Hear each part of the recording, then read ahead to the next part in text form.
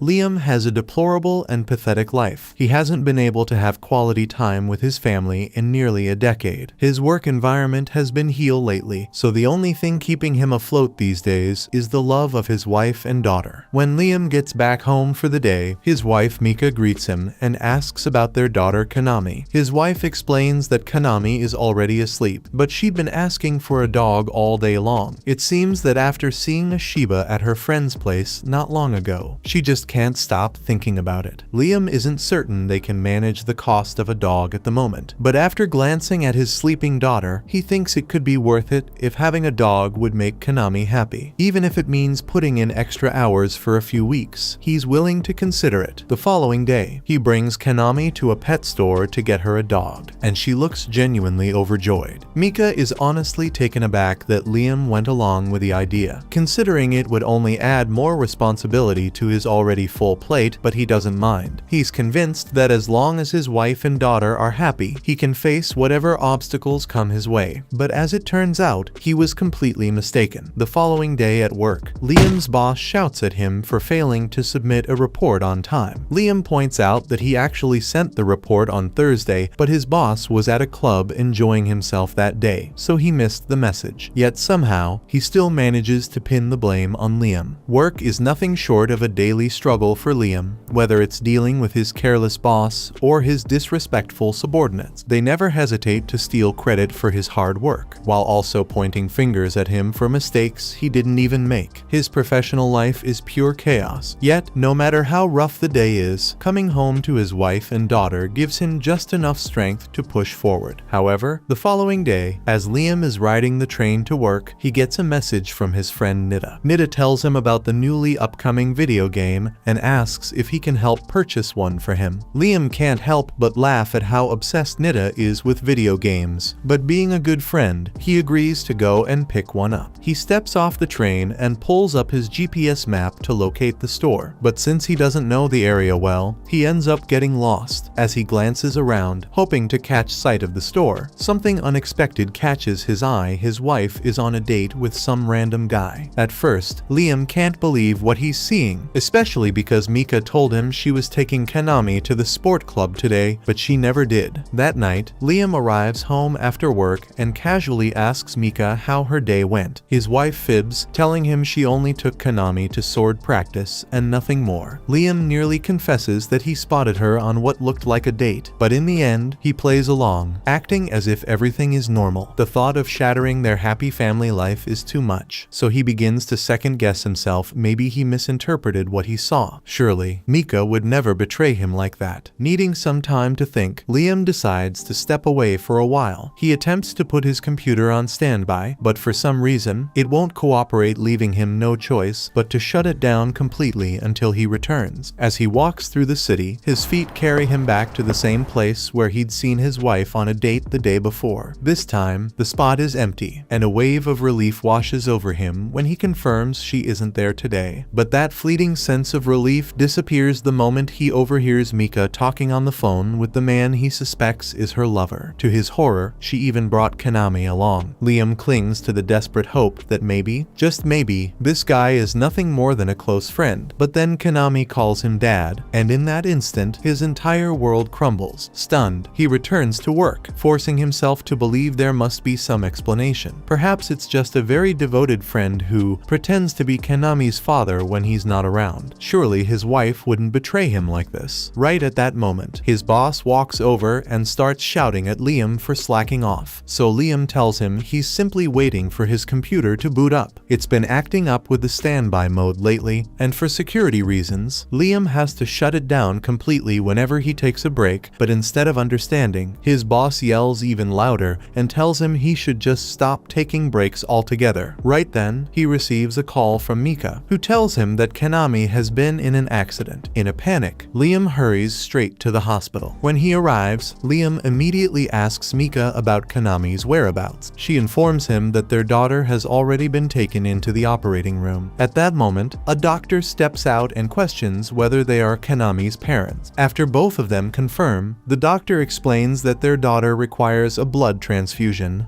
so one of them will need to donate blood and asks what their blood types are. Liam states that his blood type is AB positive, while Mika confirms hers is O positive. Hearing this, the doctor immediately requests that Mika accompany him into the operating room for the transfusion. Confused, Liam questions why he can't be the donor instead. The doctor then clarifies since Kanami has type O blood, Liam's AB positive blood would be incompatible with hers. While the surgery is underway, Liam does a bit of research and finds out that it's biologically impossible for Kanami to have an O blood type if he's AB, so the only logical conclusion is that she isn't actually his daughter. Liam reaches his breaking point. He finally turns to Mika and demands the truth, is Kanami really his daughter? But instead of answering, Mika twists the situation, flipping the accusation back onto him. She claims she's the one who should be furious, insisting he never truly cared about their family in the first place. She claims he's never around, so Liam clarifies that it's due to him always having to work late. But Mika won't listen. She insists that Liam's job is pointless since he never receives raises or promotions, meaning he can't provide the life she desires. Liam is stunned by her words, but Mika keeps going, shouting that throughout their 10-year marriage, she's barely gotten to see him, forcing her to raise Kanami entirely on her own. Of course, she's choosing to overlook the fact that Kanami isn't even Liam's child. She says to Liam that he was never really part of this family and announces that she's taking Kanami and walking out. Liam questions where she thinks she's going, but Mika doesn't answer. Instead, she goes straight to Kanami's door, telling her they're leaving. Liam attempts to hold her back, but Mika jerks away, leaving him frantic. He shouts that he's always tried his hardest for Kanami and pleads with her not to abandon him. But then Kanami coldly says she prefers her other dad more, and in that moment, all hope drains from him. The following day, Liam shows up to work still heartbroken over his family's betrayal, but things take an even worse turn when his boss calls him in and accuses him of embezzling company funds. Liam insists he didn't do it, but the boss has proof 50 million yen transferred to an unknown account, and the transaction logs are all traced back to Liam's computer. With that, he's immediately fired. After Liam lost his job, Mika took it as the perfect excuse to file for divorce and even went as far as suing him for child support despite the fact that Kanami isn't even his biological daughter. To avoid going to jail over the embezzlement charges, Liam agreed to repay the 50 million yen by taking a job as a construction worker. His life feels practically finished now, and the only glimmer of happiness he still clings to comes from Nida. When Nida texts him about the newest episode of their favorite show, Liam starts typing back that he'd love to watch it together, but then he erases the message. Too ashamed to let Nida see just how broken his life really is, he tries to hold on to hope, believing that if he just keeps working hard, things will eventually get better. But then, during his lunch break, he suddenly starts coughing up blood. Later that night, he struggles to get any sleep as the bloody coughing fit only worsens, and the harsh reality hits him. He can't even afford to see a doctor. With no way to get treatment, he's left with no choice but to lie in bed and wait for the inevitable end. But just as the life starts slipping away from his body, a mysterious light appears above him and begins to show him a series of visions. In those visions, he sees the truth. It was actually his boss who embezzled the 50 million yen using Liam's computer. And to make things worse, that same boss was the one Mika had been cheating on him with all along. Everything Mika said before about feeling neglected turns out to be a complete fabrication. She had always viewed Liam as nothing more than a pathetic worm she could exploit for money. In fact, she had been involved in the entire scheme to frame him for the company's missing funds. Liam is devastated and struggles to accept that what he's seeing could actually be real. But then a mysterious man appears and confirms that it's all true. He looks Liam in the eyes and asks if he's really going to let them get away with such vile betrayal, and Liam, having finally reached his breaking point, vows to make them pay for everything they've done, even if it's the last thing he ever does. The man is clearly pleased by the raw fury now radiating from Liam, saying he's glad he decided to drop by, but he never gave his name. So Liam asks who he's supposed to be and why he's even here. The man explains that he simply took an interest in Liam because he's a genuinely good person. But Liam isn't impressed. Being a good man got him nothing in the end. If he had the chance to do it all over again, he'd live only for himself, putting his own needs above everyone else's. Hearing this, the man smiles with satisfaction and reveals the real reason he's there. He's offering Liam the chance chance to start over in another world. All Liam has to do is choose which world he wants to be reincarnated into. This could simply be a hallucination he's experiencing on his deathbed, but if he truly is being offered the chance to choose a new world, then he wants to make it worthwhile. He remembers Nita once mentioning something about another world, and there's one with robots and space battleships. If he chooses this path, he'll be stepping into a world where advanced technology and arcane magic collide, a realm ruled by the whims of kings and aristocrats. But power favors the privileged, and there's no guarantee of status. For all Liam knows, he could wake up as a lowly farmhand, shackled to the soil, while airships soar overhead and nobles dictate his fate. But because the man takes a liking to him, he tells Liam that he'll reincarnate him as the son of a count who governs an entire planet, just to make things a bit better for him. Hearing this, Liam is relieved that his next life will be an improvement over his current one. So, with his final breath, he signs the ISEKAI contract, and his soul is transported to the new world. On planet Hydra. Today marks Liam's 5th birthday, and to celebrate, his mother has arranged a party in his honor. She also has a special gift prepared for him, so she instructs Liam to follow her, activating a floating spell beneath her feet. Liam mimics her action, and when they arrive in the next room, he discovers a massive cake alongside an enormous box. Excitedly, Liam tears open his present to find a cube inside. His mother then explains that this is the character customization tool for his very own AI maid. With this remote, he can choose any features he desires for the maid, and once selected, the design will be sent to a manufacturing company for production. Among the customizable options are the ears, the mouth, and various other body parts. Liam questions why she would give something like that to a 5-year-old, but she insists that it's very important. At that moment, his father approaches and says he also has a special present for Liam, the entire Banfield domain. Liam is stunned to hear that his father is actually willing to pass down the entire domain to someone his age. He asks if his father is truly serious about naming him the new count, and his father confirms it. However, there's just one small condition that Liam has to agree to first. Once he hands over the estate, he wants to move to the Imperial planet with his wife and enjoy a peaceful life. So he tells Liam that in order to receive the domain, he'll need to agree to provide him with a monthly allowance. Liam is so consumed by the idea of power that he fails to notice how strange it is for his father to willingly surrender everything to an actual infant. So when his father presents him with a contract to sign, Liam doesn't bother reading it. He just signs. Once the signature is complete, his father takes the contract and announces that he and his wife will now be leaving. Yet, Liam still doesn't grasp that he's probably just been tricked. Choosing to overlook the suspicious details, he instead fixates on the fact that he's now officially a count, and he fully intends to exploit that authority to ensure no one can ever take advantage of him again. None of this would have been possible without the guy's help, so he feels incredibly grateful to him. But the truth is, Liam really shouldn't have put his trust in someone who literally thrives on misery and pain. Just after Liam gets sent off to the other world, the man decides to stir up a bit more suffering before heading back to his own realm. He shifts his focus to Mika and Liam's boss, who are still hanging out and laughing together at the restaurant. Liam's boss jokes that he feels a bit guilty for completely ruining Liam's life like that. However, Mika responds that she doesn't feel sorry for him at all. In her eyes, he totally deserves to rot for throwing away 10 years of her life. Out of nowhere, a group of police officers surrounds the boss and informs him that he's under arrest. He tries to argue that there must be some kind of misunderstanding, but the officers have already reviewed the surveillance footage showing him setting Liam up for the embezzlement. With that evidence, they're ready to throw him behind bars for a long time, and with her wealthy benefactor now headed to prison, Mika won't be receiving any more financial support, leaving her completely miserable. Meanwhile, the guide is basking in the chaos and pain he's managed to create. Now, the only thing left is to transfer Liam's soul to the other world, and the guide plans to make sure Liam experiences even more suffering there than he ever did here. He's looking forward to indulging in every ounce of Liam's despair once he comes comes to understand just how terrible his new life will be, and since people in that world live much longer, Liam is going to be stuck enduring that misery for centuries to come. Meanwhile, in the new world, a planet is being assaulted by the ghost pirates. Just as their captain believes victory is within reach, several of his crew members suddenly explode, and in the midst of the confusion, he notices Lieb's Princess Knight hovering in the air. As the first princess of the Holy Kingdom of Lieb, Christiana is a formidable warrior, and the moment she enters the fray, the pirates start falling rapidly. Thanks to her intervention, the Lieb army gains momentum, forcing the pirates into retreat. However, even as they flee, Christiana commands her troops to press the attack. They must teach those reckless pirates a lesson they won't forget. Meanwhile, elsewhere, Liam has just gotten his new AI made, and he's absolutely thrilled. What he didn't anticipate, though, was that she'd arrive packaged inside a doll. His butler explains that all Liam has to do is touch the package to open it. Following the instruction, Liam does just that, and the maid gracefully lands on the floor. She introduces herself as Amagi, and the butler informs Liam that, starting today, she will act as his personal assistant. He also mentions that while Amagi will require weekly maintenance, aside from that, she'll be available 24/7 to attend to Liam's every need. But Liam hasn't been paying attention for a while now, as he's completely focused on examining the assets. The butler questions what he's up to, and Liam replies that he's simply making sure the manufacturing company followed all the customization requests he made. Even so, the butler warns him that this kind of behavior isn't appropriate in front of others. In response, Liam asks Amagi to follow him to his room so he can carefully inspect every single part of her body, leaving the butler deeply concerned about Liam's purity. A few hours later, Liam is enjoying a shoulder massage from Amagi when the butler walks in and asks what exactly went on in the room, but Liam brushes it off, telling him not to worry about it. He might look like a 5-year-old, but his mind is actually 36. Even so, the butler points out that 36 is still basically a kid in this world. Liam is completely taken aback by that, so Amagi steps in to explain that the average lifespan here is around 600 years, and people aren't even considered adults until they reach about 100. Liam was completely unaware that lifespans in this place were so extended, but it fills him with joy. After all, a long life means he'll have ample time to explore countless experiences, and having Amagi beside him through it all, that just makes it even better. Liam's butler cautions him that getting too close to Amagi isn't a wise decision, since the Empire generally holds a deep hatred for AI. If people were to witness him being overly friendly with one, it could spark some troubling rumors. Liam doesn't see why anyone would hate AI, so he asks the butler to explain. The butler tells him that, a long time ago, humanity was nearly wiped out during a massive war against the AI. Humans were enslaved and brought to the brink of extinction, but in that dark era, a courageous group rose up, fought back against the AI machines, and reclaimed freedom for mankind. Those same heroes went on to establish the Empire, which explains why its noble class harbors such resentment toward AI. But if that's really the case, then why would his mother have given him an AI robot for his birthday? The butler admits he was instructed to keep it a secret, but since Liam is now the new count, he commands the butler to reveal the truth. Reluctantly, the butler discloses that Liam's parents abandoned him and fled. Liam demands to know what they were running from, and the butler clarifies they had dumped the enormous debt of the Banfield family onto Liam's shoulders so they wouldn't have to face it themselves. Liam's great-grandfather Alistair was a great man who accomplished many things and made a name for the Banfield family. But Liam's father was a straight bum, so he took over control of the Banfield family and ran everything straight into the ground. Now the Banfield family owes a ton of money and has lost the rights to all the farmable resources on their frontier planet. On top of that, their industries have dwindled, so there's almost no tax revenue coming in, and that means they'll never be able to pay back the debt. Somewhere else on planet Hydra, a few locals are gathered in a bar, chatting about how their new lord is supposedly just a 5-year-old kid. One of the men starts venting about how much he despises living here, recalling that the last time a new lord took over, they were hit with heavy taxes for no apparent reason. But for now, all they can really do is hope that things go more smoothly this time around. Meanwhile, Liam is still trying to wrap his head around the whole thing, because if the Banfield domain has been poor for so long, why would his parents suddenly decide to drop the burden on their 5-year-old son? But then he realizes that they must must have given birth to him specifically because they wanted to drop their debts on him. In his previous life, Liam was mistreated, exploited, and discarded like used toilet paper, but he promises himself that he won't let the same thing happen in this world. He turns to Amagi and asks her to join forces with him to ensure his future turns out well, and Amagi is more than willing to help in any way she can. After all, Liam has given her a sense of purpose. Liam feels relieved to finally have someone he can trust completely,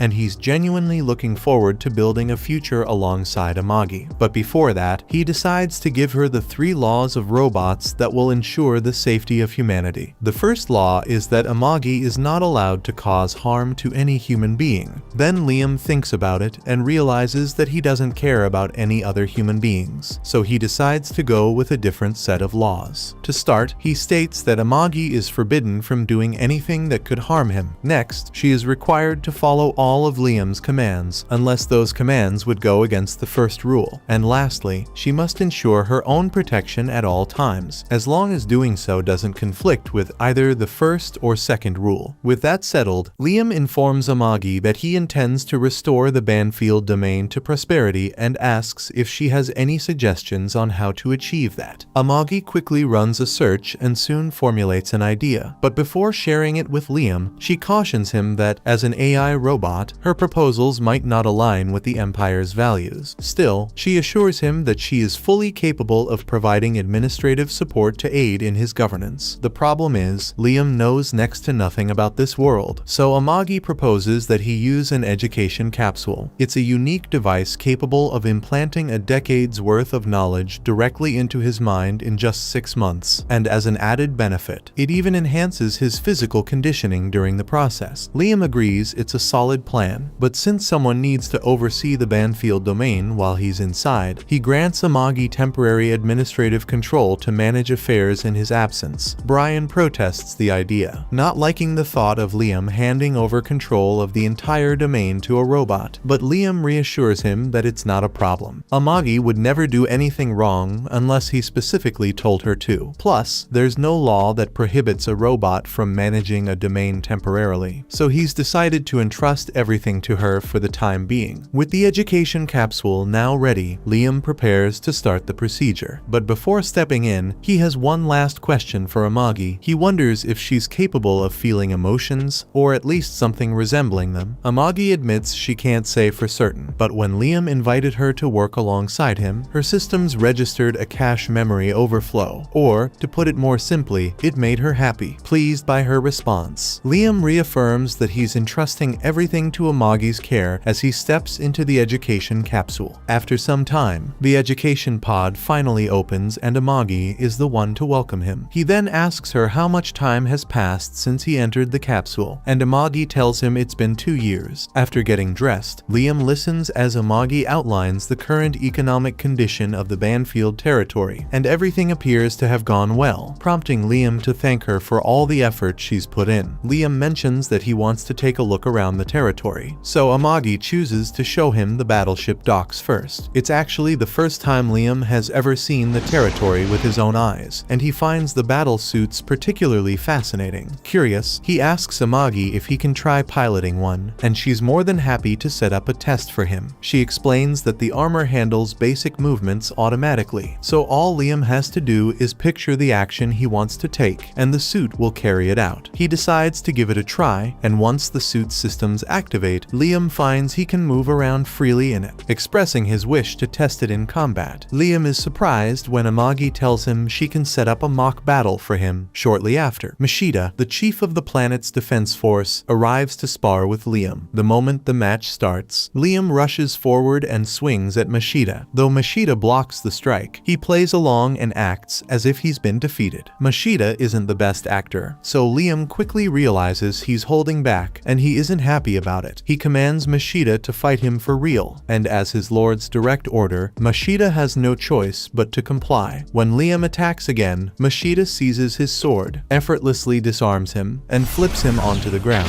stunned by how easily he lost. Liam struggles to make sense of it. Amagi then clarifies that the suit's movements depend entirely on the user's mental visualization, meaning seasoned fighters like Mashita, with years of battle experience, have far superior control. Because of that embarrassing loss, Liam instructs Brian to find him a combat instructor right away. Brian attempts to persuade him that there's no real need for him to learn how to fight, but Liam is firm in his decision and refuses to accept any objections. In his previous life, he was constantly pushed down by those who held more power, so if he intends to live as an evil lord in this world, then he must become strong. Sometime later, Liam meets a man named Yasushi. Liam is thrilled, thinking Yasushi looks incredibly cool, so he introduces himself and expresses his desire for Yasushi to be his instructor. Yasushi agrees to take on the role of Liam's teacher, but Amagi has her doubts and feels hiring Yasushi might not be wise, as he gives off a suspicious vibe. Liam doesn't argue that Yasushi seems suspicious, but since he carries himself like a proper samurai, Liam's willing to ignore those doubts. If Liam believes Yasushi would make a competent instructor, Amagi knows she can't oppose his decision, though she insists he should at least confirm Yasushi's abilities first. Taking her advice, Liam requests a quick demonstration. Yasushi readily agrees and guides them to a forest clearing where he's already prepared several wooden posts for training. Before starting, he informs Liam that he's about to showcase his secret technique called the Way of the Flash, and that he won't be performing it ever again. Liam is told to pay close attention. Understanding the importance, Liam asks Amagi to begin recording so he can review it later. Yasushi then gets into position, partially unsheathes his sword, and closes it again. In the very next instant, every pillar surrounding him is sliced clean in half. Liam is genuinely blown away by what he just witnessed, a human moving that quickly shouldn't even be possible, so he asks Amagi to play the recording back in slow motion to see exactly how Yasushi pulled it off. But as they review the footage, no matter how much Amagi slows it down, there's no indication that Yasushi ever actually drew his sword. Liam figures that Yasushi must have been moving so fast the cameras couldn't capture it, which only strengthens his belief that Yasushi is incredible, and he eagerly asks to become his disciple. That same night, Yasushi goes back to the clearing with the pillars, chuckling to himself that Liam actually bought the act. The whole spectacle was just a cheap trick. He'd pre-cut the pillars so they'd collapse on cue. Now, thanks to that little stunt, he's secured himself an easy paycheck from Liam without having to lift another finger. At the same time, the princess is en route to meet with the Go's pirates to negotiate a potential peace agreement. While Go's had been the one to suggest a truce the moment she arrives, he sneers that she was foolish to come alone. Christiana fires back, making it clear she didn't arrive without precautions. If Go's makes even a single hostile move, the entire Alliance fleet standing by will reduce his ship to cosmic debris. This was meant to be a show of strength, but Go's isn't intimidated, since he knows the Alliance is actually backing him. Right at that moment, Christiana gets a report saying that pirates have surrounded her home planet, and she's completely baffled by this. There's no way the pirates should have been able to breach her planet's defense line. That's when Go's reveals that the alliance she built isn't exactly flawless, and that some of its members were more than willing to betray her once he made them an offer. At that moment, Christiana's crew alerts her that every ship in the alliance has aimed its cannons at theirs. She's in shock, unable to believe that Go's truly succeeded in turning her own forces against her. But now, with no other option, she's forced to hear out Go's demands. Meanwhile, back on Liam's world, he's been training under Yasushi and is completely worn out. No matter how much effort he puts in, he still can't manage to use the Way of the Flash.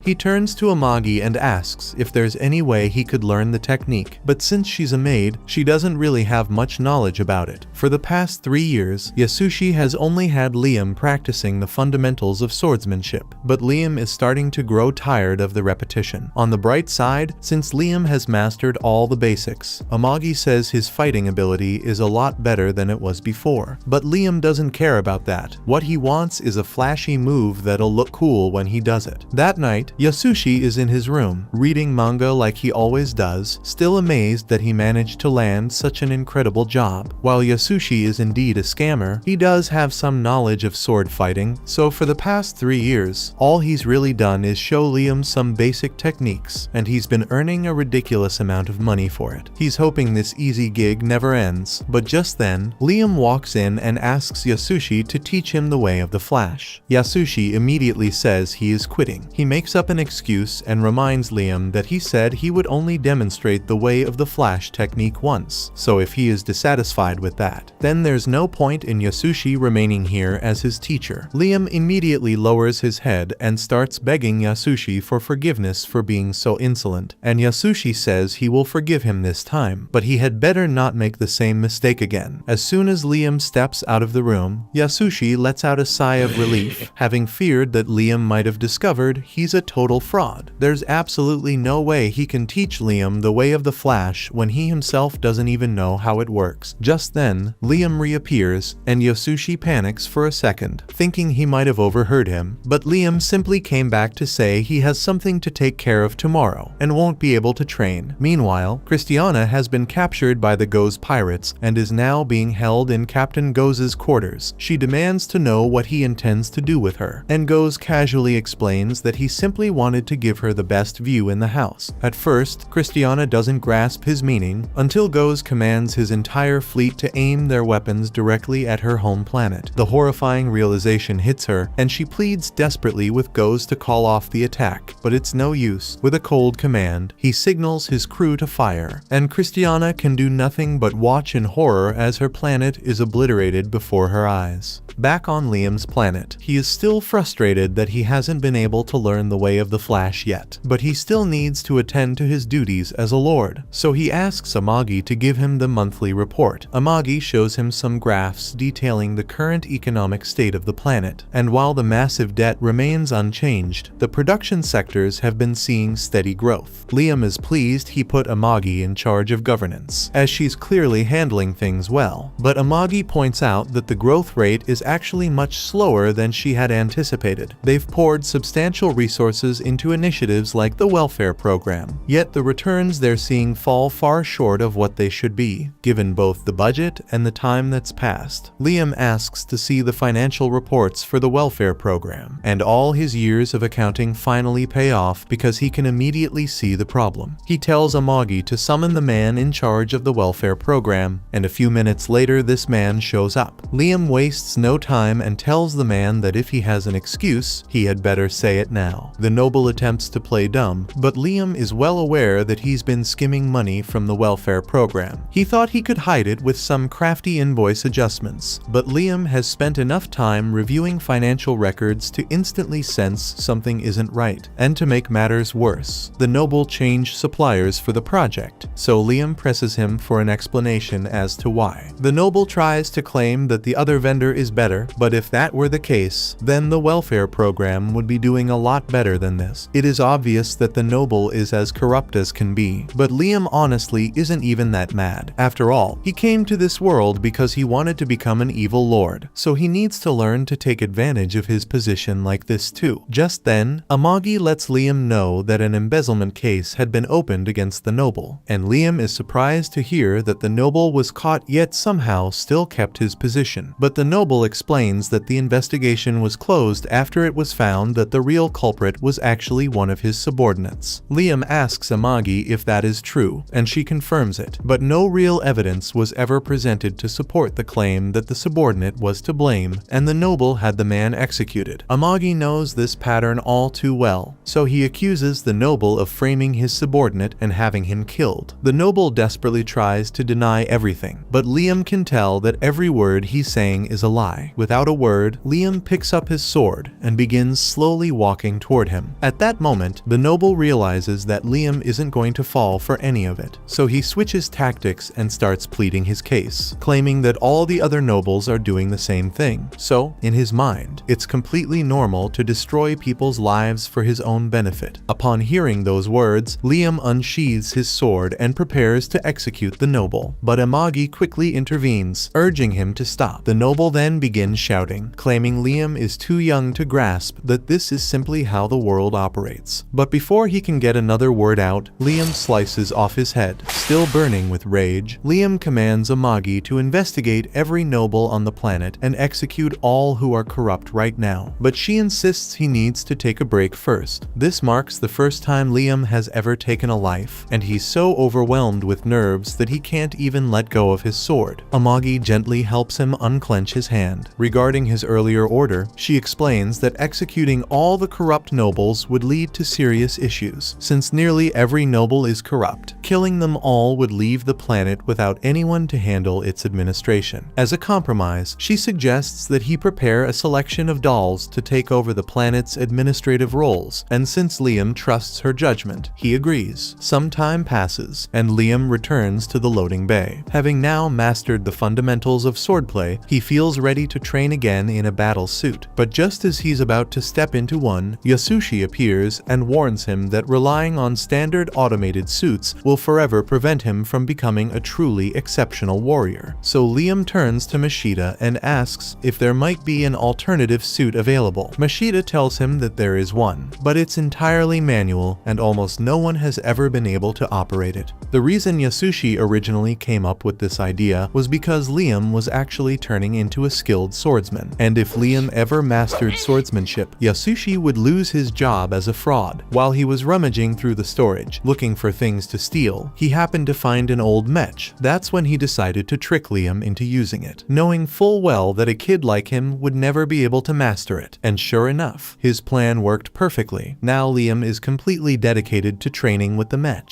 In theory, since the mech operates entirely manually, mastering its proper use could give Liam an advantage over every automatic mech user in the galaxy. So training with it might really boost his strength. But first, he needs to find someone who can repair it. Brian is happy that Liam is so dedicated to his mech training, but he doesn't get why Liam insists on starting with a manual model that's so difficult to handle, and he's even more puzzled by the fact that Liam has spent the last few days relentlessly slashing at that post. Brian asks Liam what he's doing. So Liam explains that he's simply trying to recreate the secret technique Yasushi demonstrated to him. No matter how much time it takes, he's determined to keep practicing until he's mastered it completely. Brian is skeptical that the technique truly exists, but he knows there's no chance he can persuade Liam that Yasushi is deceiving him, so he simply allows him to pursue his desires. That same day, Amagi makes her way to the loading bay to carry out Liam's request. She personally suspects Yasushi is nothing but a fraud, but as Liam is determined to use this mech, she's committed to doing her utmost to facilitate it. However, she lacks the expertise to handle the maintenance herself, so they require a specialist to manage it. The following day, Liam and Amagi head to the port to meet Niaz, and the moment Niaz notices Amagi, she starts acting strangely. Liam figures someone from the Empire would be repulsed by the sight of an android, but surprisingly, Niaz appears genuinely thrilled. She has an unusual fixation on androids, and recognizing that Amagi is an extremely advanced model, she's eager to examine every detail for research. Liam did the very same thing when he first encountered Amagi, but seeing someone else do it is just awkward, so he tells Niaz to cut it out. Later, he takes her to the hangar where the manual mech is stored and asks if she can fix it, but Niaz says it's practically finished. She suggests he'd be better off just buying one of the newer models, but Liam refuses. He's set on using this specific mech.